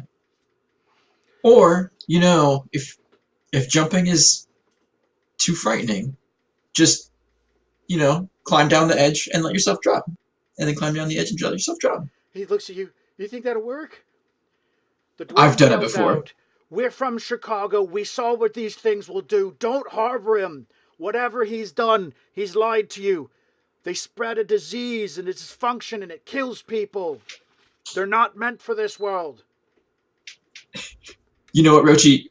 I'll go with you. All right. Rochi's coughing has persisted now that he's out here. He's taken an extra round. The smoke that's coming out of that canister is very voluminous. You just, guys, it's not going to affect you. Fira isn't affected, but Rochi is. It's a very interesting material. Rochi coughs a whole bunch, and as you start to help him lower it down, you notice Rochi is not looking okay. Most of his skin seems to have puffed. Edges of it point out. It seems as if his skin has become segmented by plates underneath his actual skin. Mandibles are also visible inside of his mouth, small ones jutting, making it difficult for him to talk. His eyes have become slightly larger, about the size of a coffee cup in size. And it's not a happy appearance. Small antennae are sprouting out of the top of his head through his dreadlocks. Can I pick him up by the collar or shoulders or something and drop him down to the balcony below? Yes. I'm doing that. All right, he falls down. Good. I'm pretty sure you can make 1 or 2 successes to get him out of there. Oh yeah, and I'm gonna jump down to the balcony with him. Okay. What is that success? What is that for, Robin? Seeing if I detect movement. The movement of the. No. Okay. One sensing is not enough to track this guy at this point in time. Because John's characters, I mean, you do see that there are other mana barriers in the area. Mm-hmm. Come on, Rochi, hold it together. I'm gonna get you home. I'll drop him down to the next one and jump down. All right, you get down to the next one. As he gets to the base of it, he looks at you and goes, "My totem says he can save me, but I've just got to accept him. But I'm afraid." It's okay. I'm gonna save you for now, but your totem's got your back later. Okay. All right. Go ahead and make your negotiations roll, John. You're trying to convince the shaman to make a willpower Did you put any test points in it? against the invasion of his totem. Okay, so it's logic or intuition? Charisma plus negotiation. Oh no! Yes. Oh, there are my 3 Yes. dice. What a dump stat. That's okay, John. You're not the One only one. success. I'm gonna use an edge to reroll my failures. Do it. That's all the dice. No, I got one That's all the success. dice. Wait, oh, there it is. Okay. Go Yeah. for it. Oh, 3 successes! Awesome. All right, he turns back to more Rochian appearance, i.e. himself. Oh gosh. Okay. You start lowering him Forward. down. Floor Yeah. after floor. Back to the meantime of the standoff in the hallway. The dwarf, like I said, he yells at you, "Don't harbor this thing. They're terrible. Their whole goal is to destroy everything living." Number 1, don't yell. People live here. Thankfully, the walls are really thick and they can't hear you. But don't yell. Number 2, who are you guys? Really? Like, I need to know.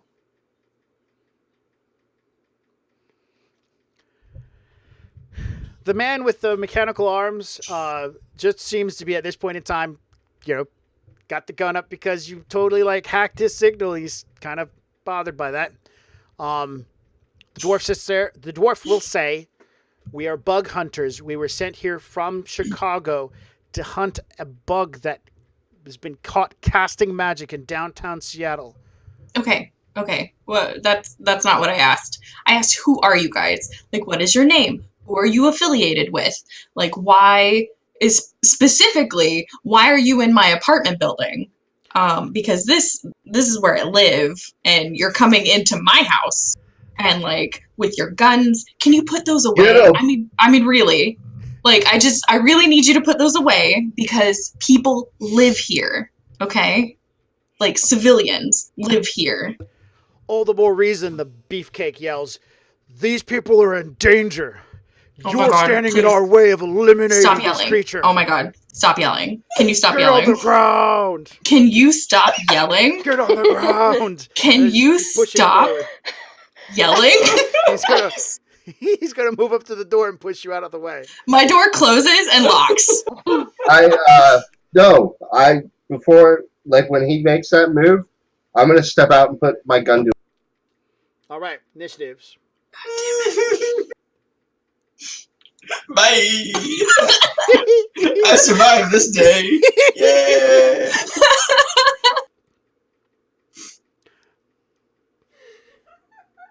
No.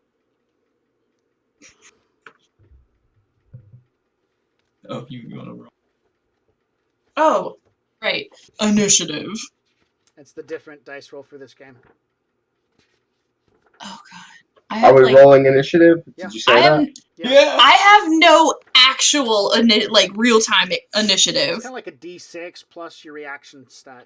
John, I we really know. needed you for this.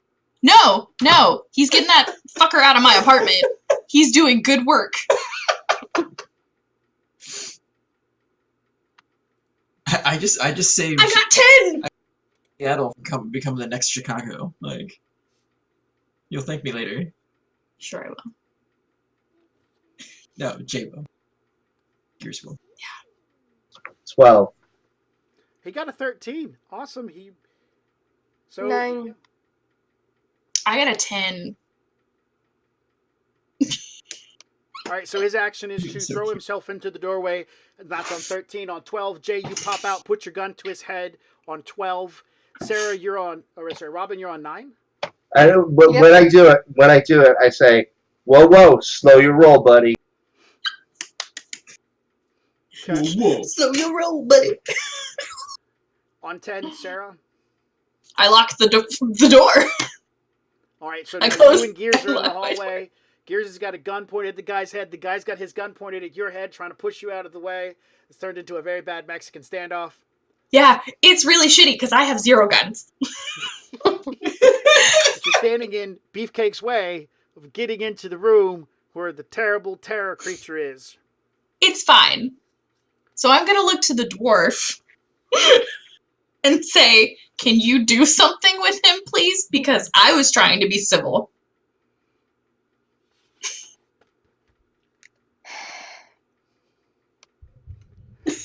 All right, I don't want anybody to laugh at this part. All right, follow me. Okay.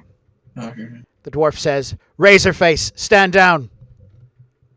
Put your gun back." I have to composure roll. Okay. Can I have to composure roll. razor face? Hold on.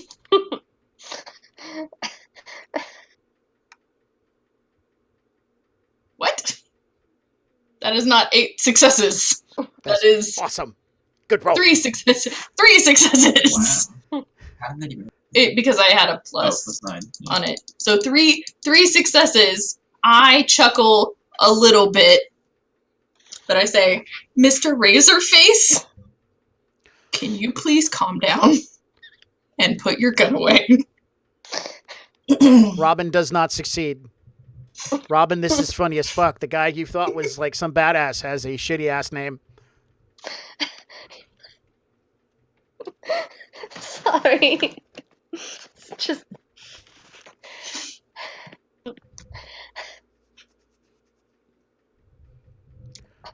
Yeah. The dwarf will step forward, closer, and say, "If there is a bug shaman in your apartment, you better turn him or her over to us. They're dangerous creatures. They're not human." I don't know if you know this, but I'm also not human. I'm an elf. So is this one. Yeah, elf. You're right. Is that a problem, Boss, sir? that's... All right. I'm actually getting think- very tired of this game. We've detected one here. We've got all reasons. He looks over to his shoulder at the woman. You saw it from here, right? He was here. I What do don't you know mean if he was? has used to. I don't know. I lost track. You know what? 2 successes. Hold on. Why don't you step into the room, both of you, and see if he's in there?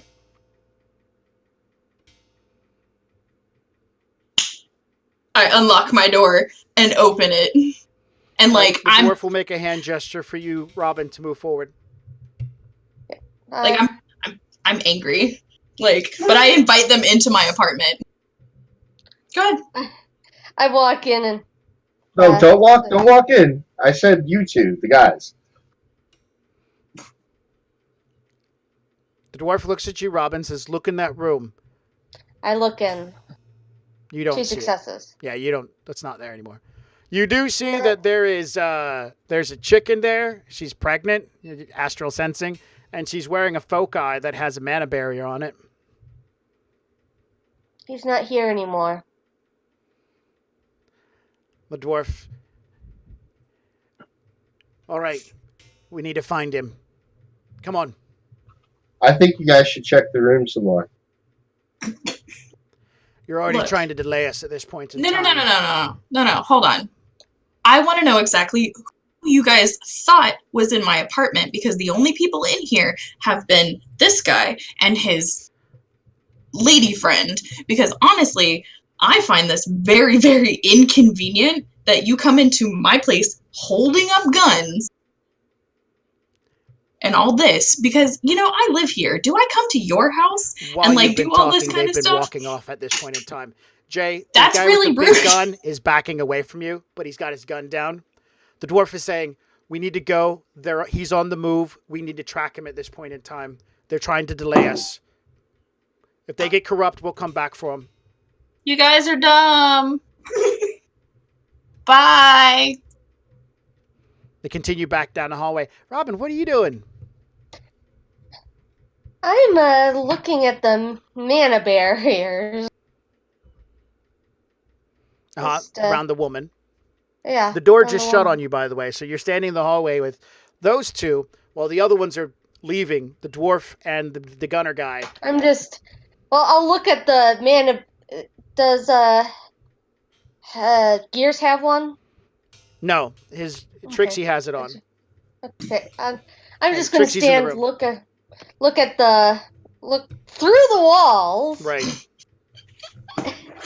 At the mana barrier. Just see what I can see about it. It seems similar Basic to the other settings. one, just weaker. Definitely cast by a bug shaman. I'm gonna say I don't know why you have those, but it's probably not a good idea to keep them on with them around. I got that at a garage sale because I thought it was really cool looking. You're not sure what she's talking about. The thing that's in my living room on my coffee table. That's what. Oh, okay. Right? Like, I got it at a garage sale. I thought it was really, I thought it was a piece of modern art. I don't know. I just wanted to impress my friends.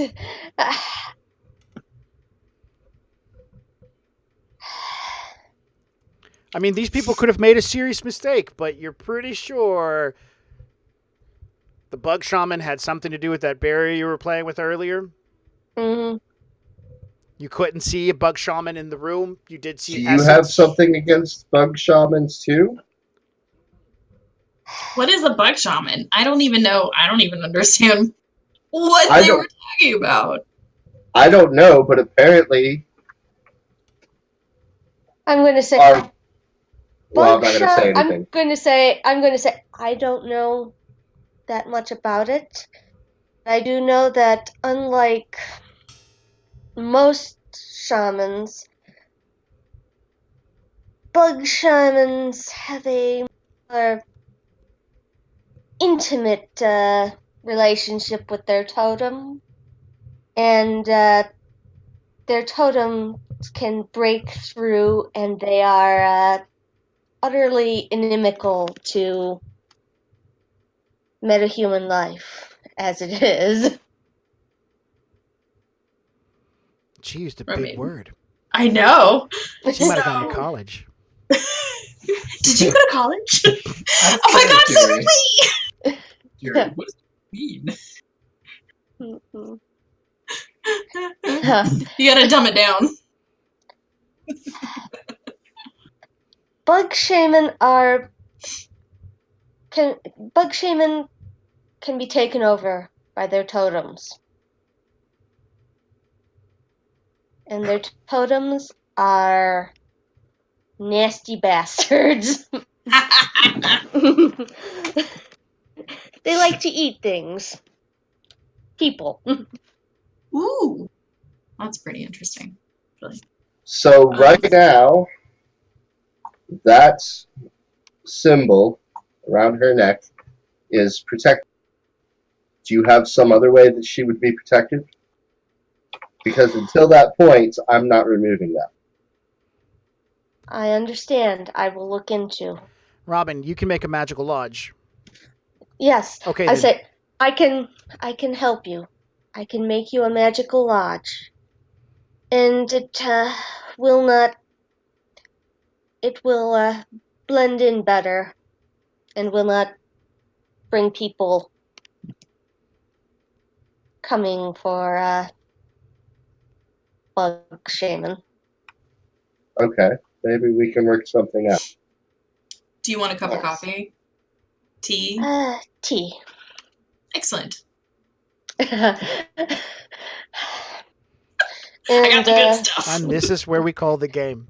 As Yeah. Nino is climbing down the side of the building with dropping Rochi from floor to floor, heading down to the bottom, as the 3 Chicago bug hunters are rushing to try to figure out where he went off to. Realizing they might have lost their mage, they're not turning back because they feel like they're being delayed. And now the game master has made an incredibly well-looped moment of where the 4th player gets mixed into the group. Yeah! Zamora's new Shadowrunner name is Balls of Steel. Sack full of sass. Sack full of sass.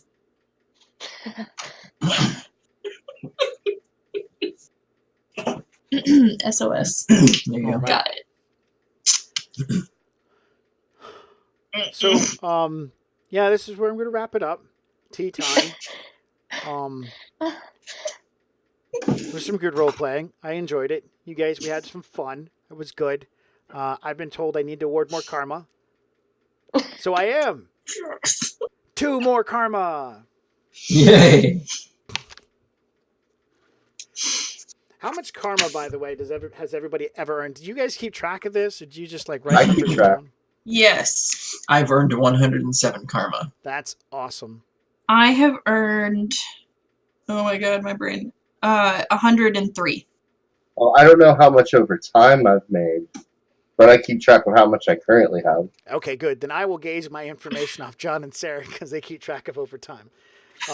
So I think I'm doing pretty good. You guys are definitely above street level. So you guys have gotten a decent amount of karma. I don't need to change things. It's going really well.